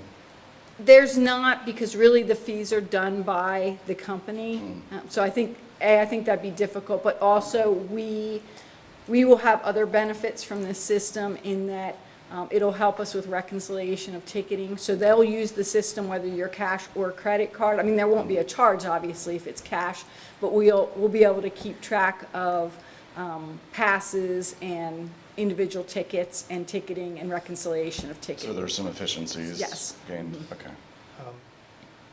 Okay, real quick follow-up. The devices we're going to be using for this, are they cellular or are they Wi-Fi? That may be a great question, because the only reason I bring that up is in the building, a Wi-Fi is fine. But if we're using it out. We have in the field- Wi-Fi out at the. You have Wi-Fi all the way? Okay. Because if we Okay. need to use it for emergency purposes, we do have Wi-Fi. Okay, Okay. So I don't know the answer to that, but I do know we have Wi-Fi Okay. out there. Does concessions take credit cards too? They do not. Could they be a part of this? Not today necessarily, but looking. Well, I know there's a reason why it's not that simple, but I don't know what Okay. that reason is. I know there is a direct reason why it's not that simple to let them use it, but I'm not exactly sure, but I'll find that out. okay, Yeah. thank you. Any other discussion on this? Any nays or abstentions? Hearing none, motion passes. Those are not priority answers to Hunt. No, okay. I got it. Okay. 9.07, other items of business. I have none, so I'll return it to you, President Hinkle. All right, moving on to item 10, personnel and policy. I will turn it over to our personnel and policy chair, Mrs. Samantha Hall. Thank you, President Hinkle. Item 10.01, we have the second reading and approval of the following new or updated policies. So just as context, we did a first read last month, and all the policies that have been posted are up tonight with the exception of one for approval, and the one that we will take out, I'll discuss in item 10.02, which is on AI. So I would like to make a motion to approve the following new or updated policies. Do I have a second? Second. Any discussion on any of them? All right. Any nays or abstentions? Okay, hearing none, that motion carries. Item 10.02 is a first reading of the AI board policy, and I know that we have some information about that, so I wanted to turn that over to Dr. Reppert. Thank you, Mrs. Hall.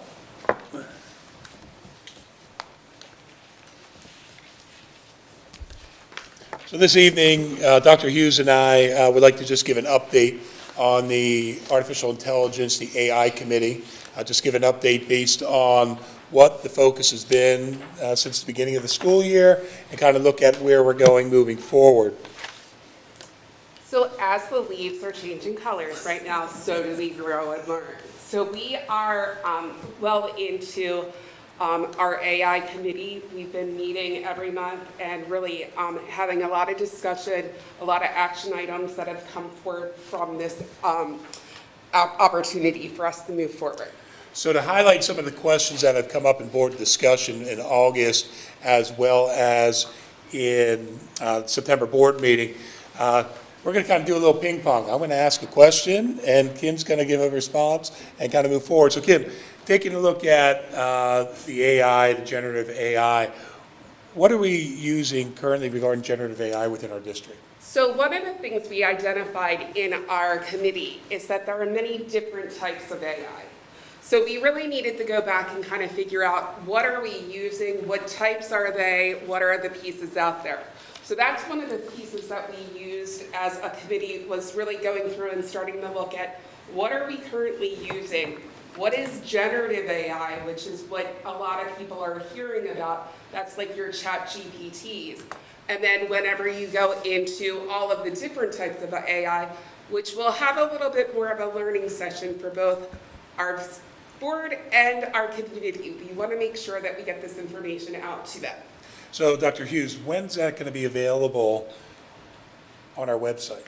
Well, Dr. Reppert, this evening. We have started, we have taken a lot of opportunity. Kat, if you could pull up for us our, if you could go to our website, we wanted to lead you through where you can actually go. When you go to menu, you're going to go down to curriculum. You're going to enter into curriculum. Go down to our curriculum blueprint. We'll have directions on how to get here. And then we have a new tab down at the bottom that talks about our technology tools. When you go into that, you can search for any grade level. So right now we went into grade number 11. Kat, if you could please click on the first button for us. And do the more. So we wanted to do a quick one-pager for everyone about what is our philosophy on AI in Southern New York County School District. Our committee came up with this. We looked at the operations, really looking at that financial prudence and data security. Teachers fostering critical thought, that is something that we're very, holding very near and dear to our hearts, that we want to make sure that we're using AI for the correct purposes. And finally, for our students, building that AI literacy for a complex future so that they're able to navigate this. The next part of this talks about what is our vetting process. And we've used this for not just AI tools, but all technology tools. Really, we wanted to come up with a process where our teachers are able to come up with an AI tool or a technology tool. They talked to their principal about this, and it goes through a process to make sure it's the best thing out there and that it's going to meet the needs that we have for our students. So the teacher would then meet with their principal, talk about what it is they'd like to have approved. The principal then, if it's an elementary tool, once again, we want to go back to commonality. It goes to a committee meeting where we actually talk about the tools as an administrative staff. We talk about this with some of our coaches to make sure that we have the correct product. And then it goes through another level. It goes now to our technology department, where they're looking at it for all of the COPA compliance, FERPA. We're looking at age ranges for this. We know that some of our tools are allowed for students that are 13 and above. Some of them are for students that are younger, and some of them are for students that are older. So we want to make sure that the tool is meeting the educational needs and the age requirements for our students. It will then come to the director of curriculum and instruction, where I go through and make sure it matches what are we using this for an instructional purpose and how is it going to benefit us. And then ultimately, once it's approved, it'll go onto our website in here, and you'll be able to see in a minute what our parents will see when they go in to look at this. Once again, we have, every single app is going through an age-appropriate usage. Not only is it age-appropriate, but is it able to be used by those students? So looking at it from various points. So parental permission, we'll get to that one in another minute because we have a little bit more in-depth talk that's going on. You'll see down here when I talked about those different types of AIs, generative, predictive, descriptive, diagnostic, predictive, reactive, autonomous. There's a lot of different types, but we wanted to make sure that we put exactly what each one of those are, and we gave examples so that parents will be able to look at this and say, okay, this is what they're using this for. And then finally, we wanted to make sure we included what happens if there's misuse. So all of this information is found on our website, but in addition, Kat, if you go down to the next tab for me now, these are all our AI tools. So as a parent or community member, you can go in, see exactly what we're using in our district. I'm going to have you go to the CAMI one, please. It's the K, K-A-M-I. Is it Down a little bit more. alphabetical? Down a little bit more. There we go. So you'll see this tool uses descriptive AI. It is not a tool that has generative AI, which is what we are very concerned about, and making sure that we are making sure that age restrictions and all of those pieces are in here. So there is a link that takes you to the website so that you can see what this is. If you click on View Please For Me, it then goes into a description of the purpose of the tool and gives examples of how this tool is used. So this is in here for each one of our apps, websites, and all of our technology tools. Once again, I need to stress right now, we have no generative AI tools that are open to students right now. One of the things that we want to be very careful with is before we start opening these and going through parental permissions and giving information out, we want to make sure that we understand what the tool is doing and that we're able to use it effectively and teach to the tool. So we've slowed the process down a little bit so that we, as our teachers, have a lot more professional development. Our committee was saying that, you know, when we really started looking through these, a lot of the tools that we're using are not generative. They're really about helping with coaching or helping with giving a diagnostic, which gives us data back about how the students are scoring. So that's where we wanted to slow down a little bit with the generative AI, because we also realize that there's research out there that they're getting that we need to make sure that we're staying and understanding of the benefits, but also any harms that could come from this. That's why I like to ask the questions. Thank you, Dr. Hughes. So I guess the last part then is, what does the parent do to go, what process do they have to go through to approve the use of these tools for their child? So once again, we're looking at parent approval for all generative AI tools. We don't have any right now, but we're building the process so that this will go out. We know that the COPA permissions are going to change. I believe it's April of this year. So we know that we're going to be updating our COPA permissions to go above 13. So it'll be in our COPA permissions right now. We're still working with the committee to make sure, but that will go out to all of our parents at the beginning of the school year, where they'll be able to look and see everything that's on there, and also have conversations. If there's something on there that they have questions about, we'll be able to interact with parents. And then we'll keep our all of these items updated. As soon as they are approved, it then goes live for parents to be able to see. So they'll be able to go to the website, get information immediately, and it will be noted on there if anything is a generative AI tool. They'll have seen it in the parent permission, but they'll also see it on our website with information. So we want to just give you an update just based on those components of not only what are we using or not using, also focusing on the process to approve, let the public see what it currently looks like on our website, because it is live now, and then what do the parents have, what's their responsibility, but also going through the approval process for their child to participate or to utilize the tools. Any questions? Yeah. The app screen, I saw the Cami one had the AI icon on there. So on this screen, anything that has like an AI, not, generative or otherwise. So in this one, you'll see this tool uses descriptive AI. So we're making sure we put down what type of AI it is as well. And you're saying that it's easy to actually just visually, you can see, there's an AI tool, and then you can go and read the description to get more information. And we wanted to make sure that we're putting in what type of AI tool it is as well, just so that parents have an understanding. I have a clarifying question. Generative is kind of the edge of what we're concerned about right now. We don't have any autonomous AI in use. And while we are requiring parent permission for generative AI, I think we might need like time traveler permission for autonomous use of AI by students. So, I just wanted to clarify, because I didn't say this one's not used by students, but it's definitely not, and there's no plan to have students using autonomous AIs outside of maybe self-driving cars or something, which that'll be outside of our purview.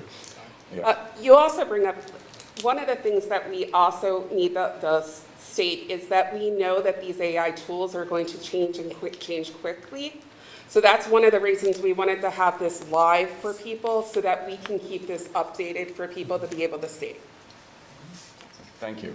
One of the concerns that I was hearing in the dialogue with the board during the AI policy was that we were creating a policy that was properly restricting what we would say was the bad stuff, be that tools that are repetitive, if they're age appropriate, or if they do or do not meet educational merit. Has the 8-step approval process that you've taken us through, has that denied a tool yet? No, it has allowed us, we had several tools that came forward that did the exact same thing. So for So repetitive. before it got through the whole process, we were able to say, this is the one that we're gonna train on, we're going to do, like, and that's one of the other pieces behind this, is that with our technology, we don't wanna just put out tools. We wanna be able to say, okay, this is the tool, here's training on how to use it appropriately, and then help teachers as they're going through this. Rather than, one of the things also for our technology department is making sure that they're able to handle the amount of things coming in. So we're really using this process to help us streamline, and also for our parents. If we have parents that are on Class Dojo and also for other communication apps, it gets very confusing. So we're trying to streamline down to one really good app. Yeah, which will give us the ability to give proper oversight because there won't be as many tools anyway. And then could you, and I didn't ask you to do this, I'm so sorry, but could you tell us a little bit about the AI stoplight examples? Yes.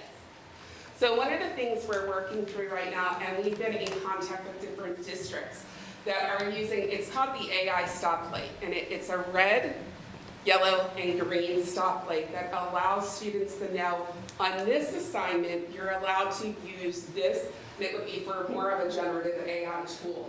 But it would allow you to say, you're allowed to use that for this part of the assignment.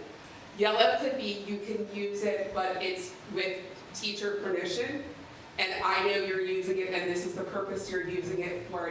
Most of the time, it'll be in the red, which says you can't use this AI tool.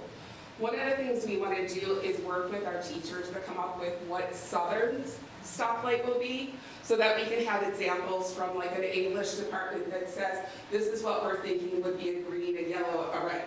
And really making sure that we're going through and using the examples that we're seeing, but we're creating it in-house, that our teachers are having a part of doing that. So that's part of what our committee's going to continue the work on. I love it, especially since, you know, we have a component for penalty, and so we need to all be very clear what is and is not appropriate, what students can and can't do. And then just for a clarification, because it's important for parents to understand and for, you know, our entire district, we currently have no student accessible approved generative AI tools. No, Nothing, we do not. not one. Okay, that's fantastic. Thank you. I just have a question about this screen, because originally I was thinking this was all AI-related programs, but it's not. It's all of the apps that we would have. Apps, websites. What we wanted to do was to make sure that our community understands what we're using. So it's a opportunity to be a little bit more transparent. And here's the tools that we're purchasing, here's the tools that we're using, and it allows them to really see, okay, this is, you know, what we're kind of putting some emphasis behind. You'll also see in here, there's things even like our Clever, which is like the tool that we use to be able to push out different programs to our students.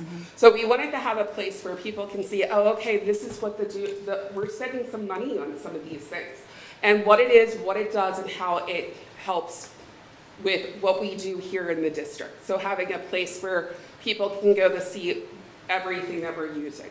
Okay, thank you. One other thing before I just kind of go in and read a little bit about what we changed in this read is I don't know how to frame the question, and I don't need it to be answered here, but just in terms of protection, In one of the reports that I read, Pennsylvania is 7th in the United States in terms of cyber attacks. And of the different areas that are most vulnerable, universities are very vulnerable, as well as K through 12. And so just at a future point in time, I don't even really know what I'm asking in terms of protection, but if that could maybe be another topic of discussion for the AI committee, and that you could bring that back to the board. Yes, okay. All right, so we're on 10.02, first reading of this AI policy.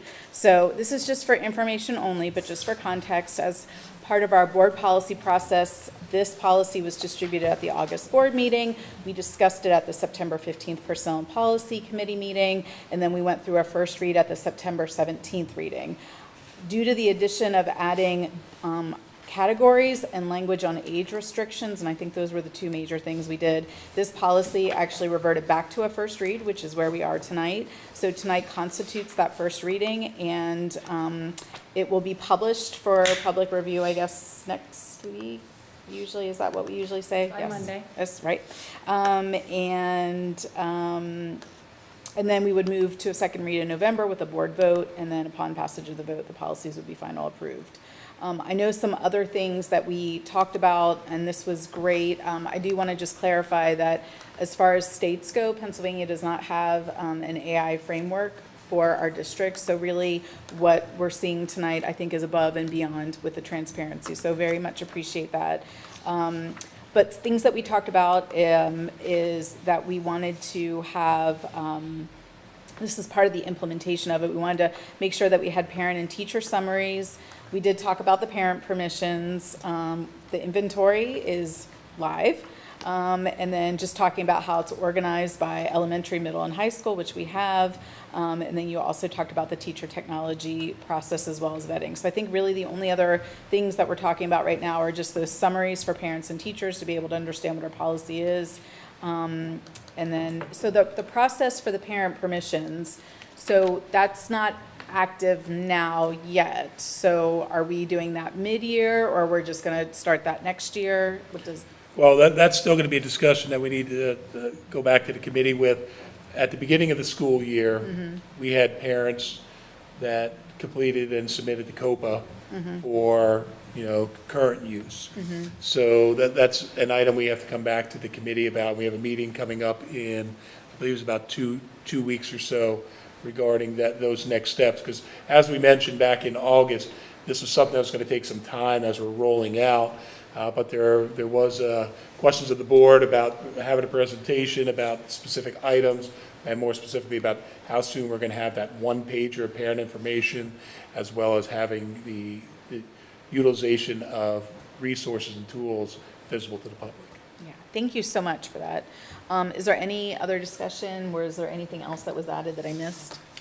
I just want to say thank you, Dr. Reppert, Dr. Hughes, for giving that overview. I know it was kind of hurried, request, but I think it really clarifies stuff for the board.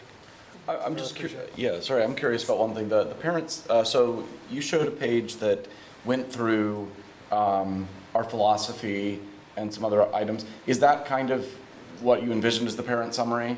Yes, and Okay. we have a communication that will go out tomorrow. That is a parent letter. So that'll direct them to that page? And Okay. it's in fall format, so that parents will be able to see all of that information. But we wanted to make sure it was also on our website, so that they can get to it at any time as well. Quick sort of related question. As we've been going through and filtering down the tools that we're using across, that, again, gets us to be more consistent across our district. Are we finding that we're not using some of the licensed tools that we were using before? So one of the things we've been doing is, as a staff, we've been evaluating over the last 2 years. So last year, we started really decreasing some of the things that we weren't using on a regular basis. So it's a continuation. We continually have those conversations. A lot of what we have right now are either with a program that we have, or it's been brought for board approval for those new tools. But we were able to decrease last year based upon evaluating and saying, is this really cost effective for what it's giving us? Great. Going into the budget season, cost savings are Yes. welcome. Sue Green likes that. Thank you. Anything else? All right. Moving on to item 10.03. This is about an MOU for our Warrior Wellness Program. So I would like to make a motion to approve a memorandum of understanding with the Southern York Education Association and the Southern York Educational Support Personnel Association concerning the Warrior Wellness Program. Do I have a second? Second. Any discussion? Any nays or abstentions? All right, hearing none, that motion passes. In item 10.04, other items of business, I have none, and so I pass that back to President Hinkle. All right. Thank you. Moving on to item 11, buildings and grounds. I see Randy's already getting up to give us the buildings and grounds report. 11.01. Take it away, Randy. 11.01, the Buildings and Grounds reports for your reference. I just put out a couple things there. Obviously, our campuses have beautiful, large, mature trees. Unfortunately, we've experienced some of those trees have had some issues, and we've had them taken down. As we've looked back and talked to some of the experts, it's actually from what they believe the weather of 2024 is now coming into effect. Some of these large trees. So I just wanted to point that out. We'll have some bills for that. We're also the Westward Storm Drainage Project, which required 5 years of inspections, is coming to completion, and more is listed in the report. So with that, any questions there?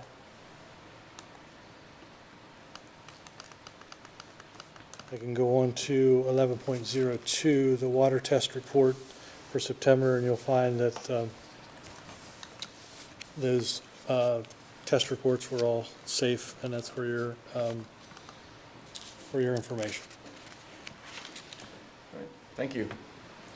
11.03, would ask the board to rescind the September 17th, 2025 award of request for qualifications for an energy service company to SiteLogic IQ. Ms. Green, would you like to talk through these couple Next two? items? Yes. Yeah. So the first one, 11.03, we did have the vote on September 17th, so we went through the process, as you remember, of requesting proposals from firms. We sent it out to multiple firms. We received some proposals back. We interviewed, we did everything. We subsequently realized that the notification was not put into the newspaper as we sent in. So we are asking to rescind this, and we started the process all over again. We did make sure that it was in the paper, and then we went through asking for proposals again. We received the 2 proposals back, unchanged from the original, and we are recommending SiteLogic. So the first would be to rescind the September 17th vote, and then the second would be to vote again on that proposal. And we requested to have it in the paper, just somehow it didn't actually get printed. Correct. Okay. I'll make a motion to rescind the September 17th, 2025 award of request for qualifications for an energy services company to SiteLogic IQ. That's SiteLogic, sorry. Because of the failure of the required public notice being advertised in the newspaper of general circulation. Do I have a second? Second. Any discussion? Any nays or abstentions? Hearing none, that motion carries. And then 11.04 is kind of just restarting the process. So I'll make a motion to approve awarding the request for qualifications for energy services company to SiteLogic and to authorize the administration to advertise as necessary per the Guaranteed Energy Savings Act. I make that motion. Do I have a second? Second. Any discussion? I hope the paper does it this time. Any nays or abstentions? Hearing none, that motion carries. 11.05. 11.05 moved rather quickly, very similar to what we've seen over the past few months. Not a lot of update. Would point out the general contractor was closed out, and we'll see that be reflected in the reports coming up. But still working to close the other three prime contractors out, but getting very close to closing out the project. So if I can kind of flip through there. So very similar to previous months. Any questions with that? Moving on to 11.06. Snow's around the corner. You know, we got to be prepared for that. So the company that we were using, Aquatic Resource Restoration Company, was bought by Kinsley Construction. For your consideration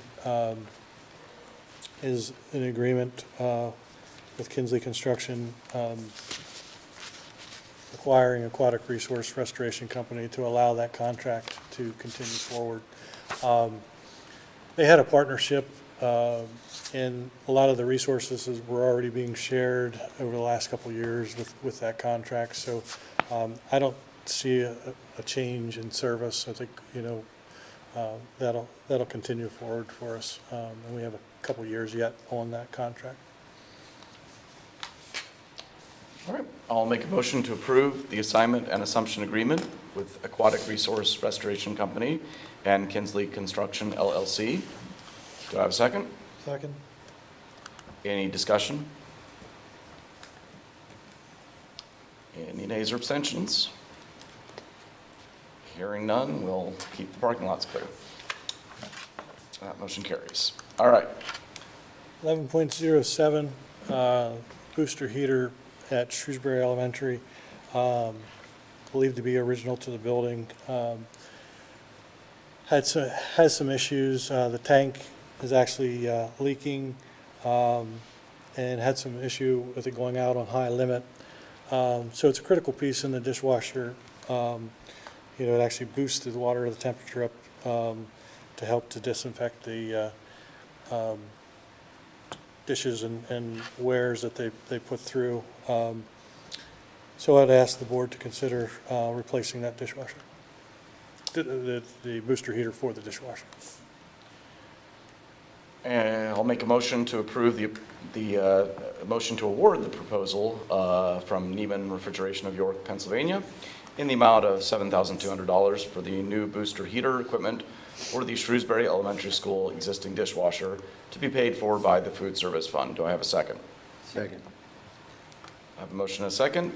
I'll just say I did speak with Mr. Hall earlier today, and he said he did do some research on this, and that is a good price. So I'm taking his word on that. But he usually Sue does a pretty good job with those things, and he did a double check on that just to make sure, and apparently that's a pretty good price. So any further discussion?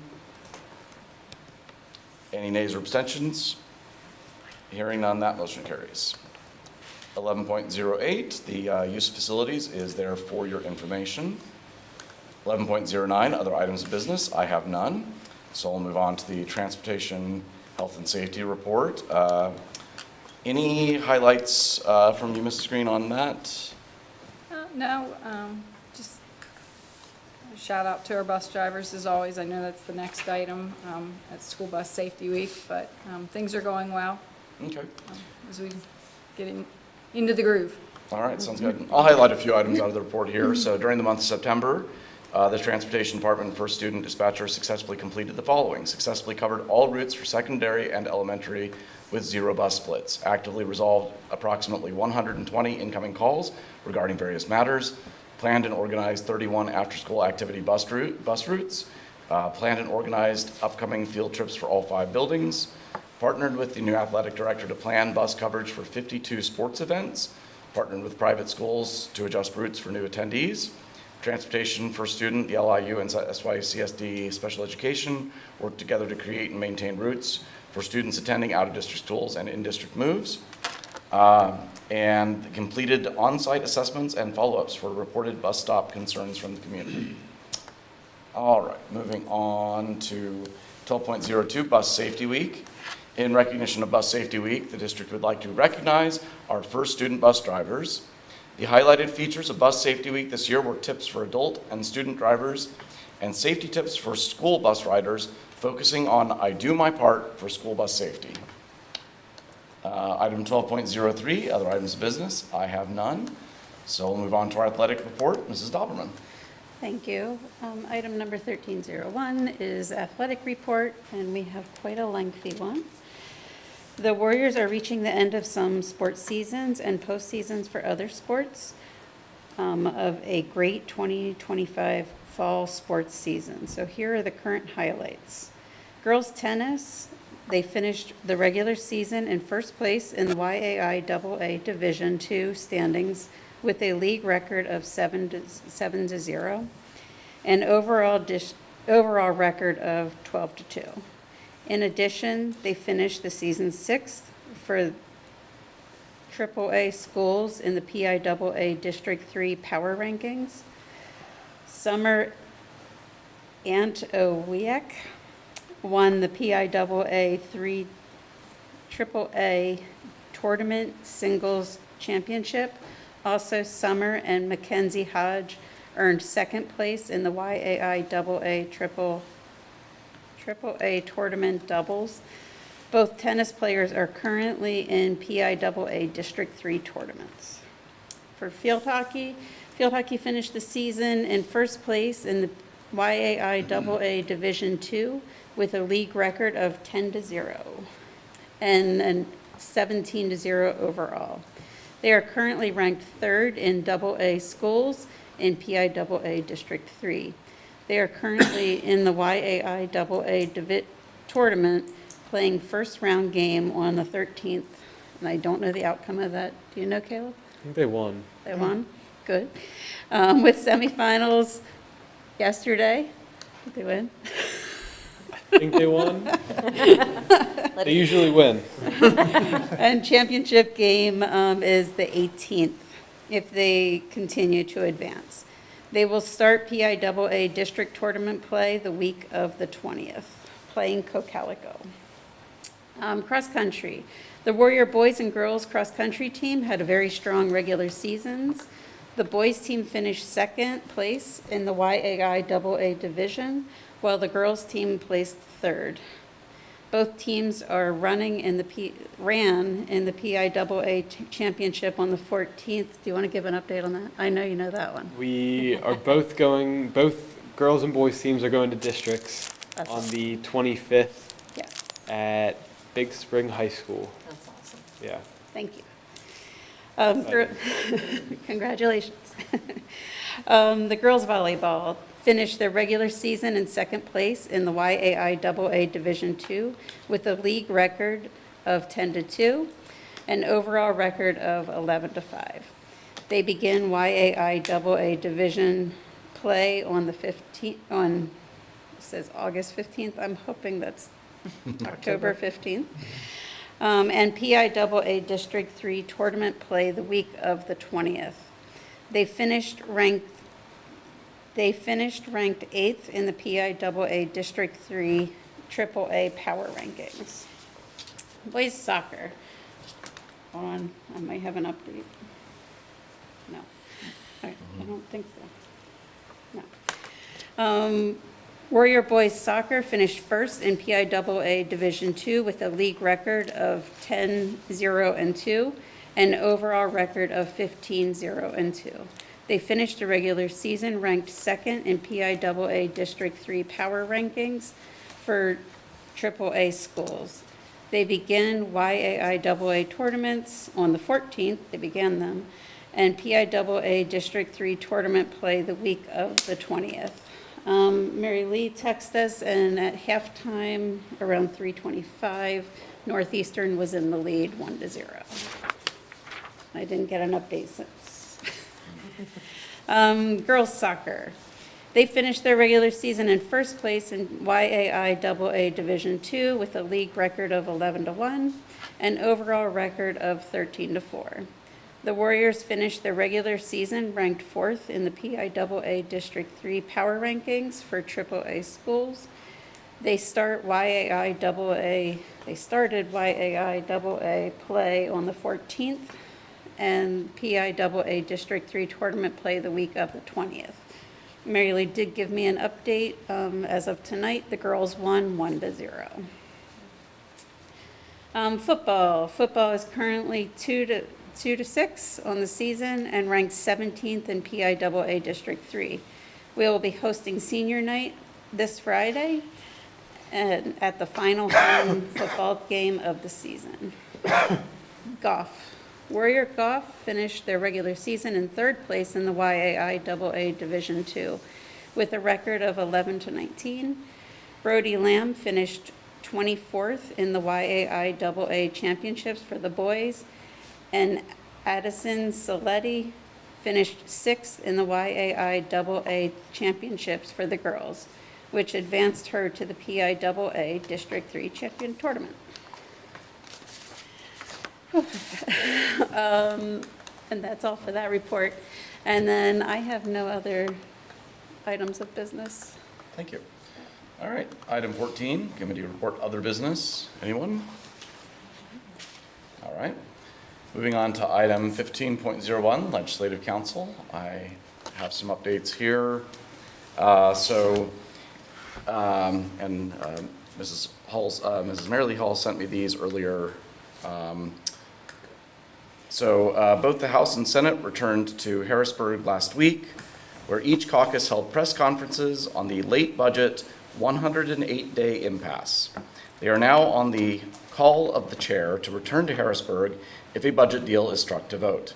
If you would like to share your board voice to reflect how the impasse is affecting our district, please reach out to governmentaffairs@psba.org.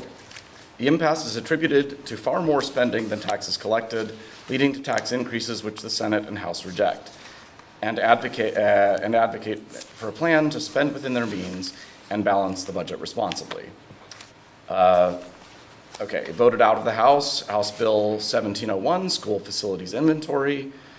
This legislation will create a school facilities inventory within the PA Department of Education to oversee and maintain a public school facilities and building condition assessments.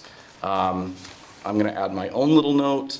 Also in the PA House, this is just of some level of local interest. Christopher Rabb, representative out of Philadelphia, introduced legislation once again to ban the use of Native American mascots in Pennsylvania schools. This has not been successful in the past.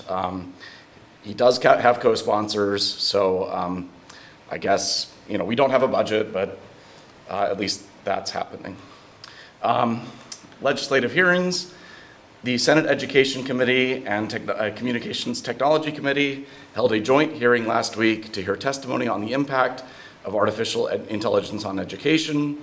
The House Agricultural and Rural Affairs and Education Committee held a joint hearing this week to examine House Bill 1768, referred to as the Keystone Fresh Act, to increase the quantity and variety of local produce sold to serve in PA schools. Higher Education Help Assistance. The Pennsylvania Higher Education Assistance Agency, or PHEAA, is reminding all high school students and their families that the 2026-27 Pennsylvania Student Aid Guide is now available to help navigate the college planning process. The guide is the most comprehensive financial aid publication, offering in-depth information on the federal student aid process and details on Pennsylvania aid programs at no cost to students and families. The online version is interactive and provides links to information on grants, scholarships, loans, work-study programs, and more. Visit www.pheaa.org to get started. The Senate will return for regular session on Monday, October 20th, and the House will be back in session Monday, October 27th. Director Bill Hall and Director Mary Lee Hall will be attending the PSBA PASA School Leadership Conference this Sunday, October 19th through Tuesday, October 21st, and will represent our school district for the Delegate Assembly in collaboration with other legislative representatives to approve proposed changes for the 2026 PSBA legislative platform. All right, moving on to York County School of Technology. I have a little bit of updates. They did start giving us the preliminary budget. One of the biggest operational expenses rise was transportation. It runs them $333 per day per run with fuel. And they're trying to get the runs down in time because the kids spend a lot of time on the bus coming from all the districts. So they're trying to implement more buses. Homecoming is the 25th. They have 700 to 900 kids at homecoming, which I think is huge. 8th grade visits, they will come and visit our 8th graders on the 21st and talk about York Tech. And then there was a superintendent meeting, and the summary was that they're not interested in change of any of the programs, and they are not in favor of expanding York Tech when it was proposed to them because they did not want more debt. And then the last thing is November 14th, 15th, and 16th. They have a fall play, Macbeth of the Dead. So if you have time, go visit. And that's all I have. Thank you. 15.03, the LIU 12 reports are attached for your information. 15.04, York Adams Tax Bureau. Anything to report? No report. All right. 15.05, Southern York County School District Foundation. I have the following foundation news. Last Monday was the final day for students to submit entries for our 7th annual Thank You Card Contest to showcase gratitude to all our donors. The winning entries will have their artwork mass-produced as thank you cards for foundation donors and receive a prize. We are very much looking forward to seeing them all and send a warm thank you to all our student artists submitting their great work. Our next foundation meeting will be Tuesday, November 11th. 15.06, other items of business. I have none. Anyone else? Boys soccer team lost 0-1. Sorry. That's very sad. Sorry. All right, well, moving on to Secretary's report, item 16. 16.01, the student activities report is attached for your information. 16.02, resignations and retirements. We have 3 that are there for your information. 16.03, other items of business. I have none.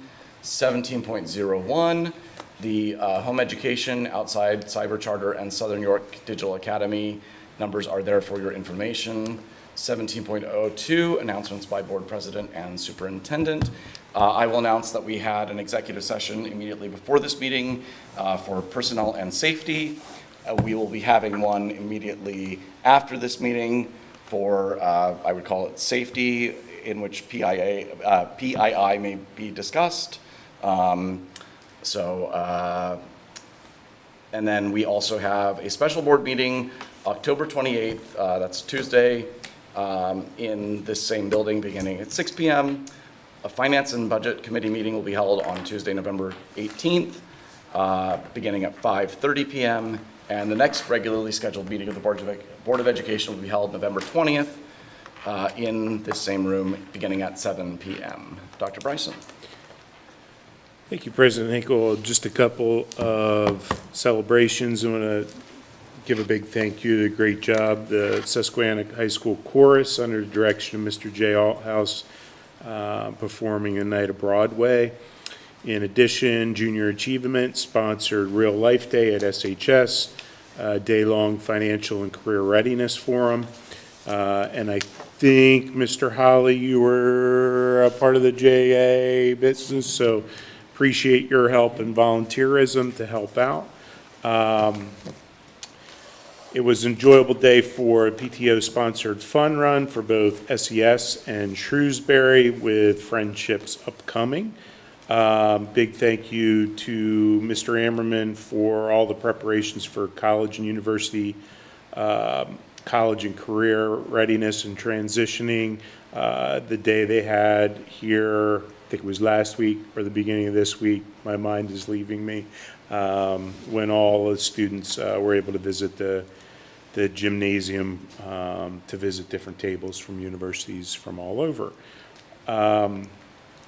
Big thank you to our staff for their participation in the annual Rotary Club Southern York County sponsored mum sale, which raised over $1,300 benefiting our Reading is Fundamental program, as well as district-wide literacy program.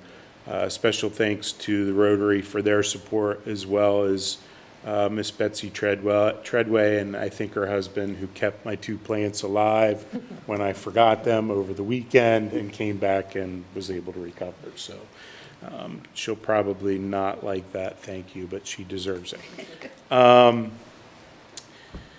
Also wanted, just for information, last 2 superintendent advisories, September we did safety and security. A thank you to Matt Leitzel for presenting to my parent advisory for superintendent advisory, as well as Dr. Reppert.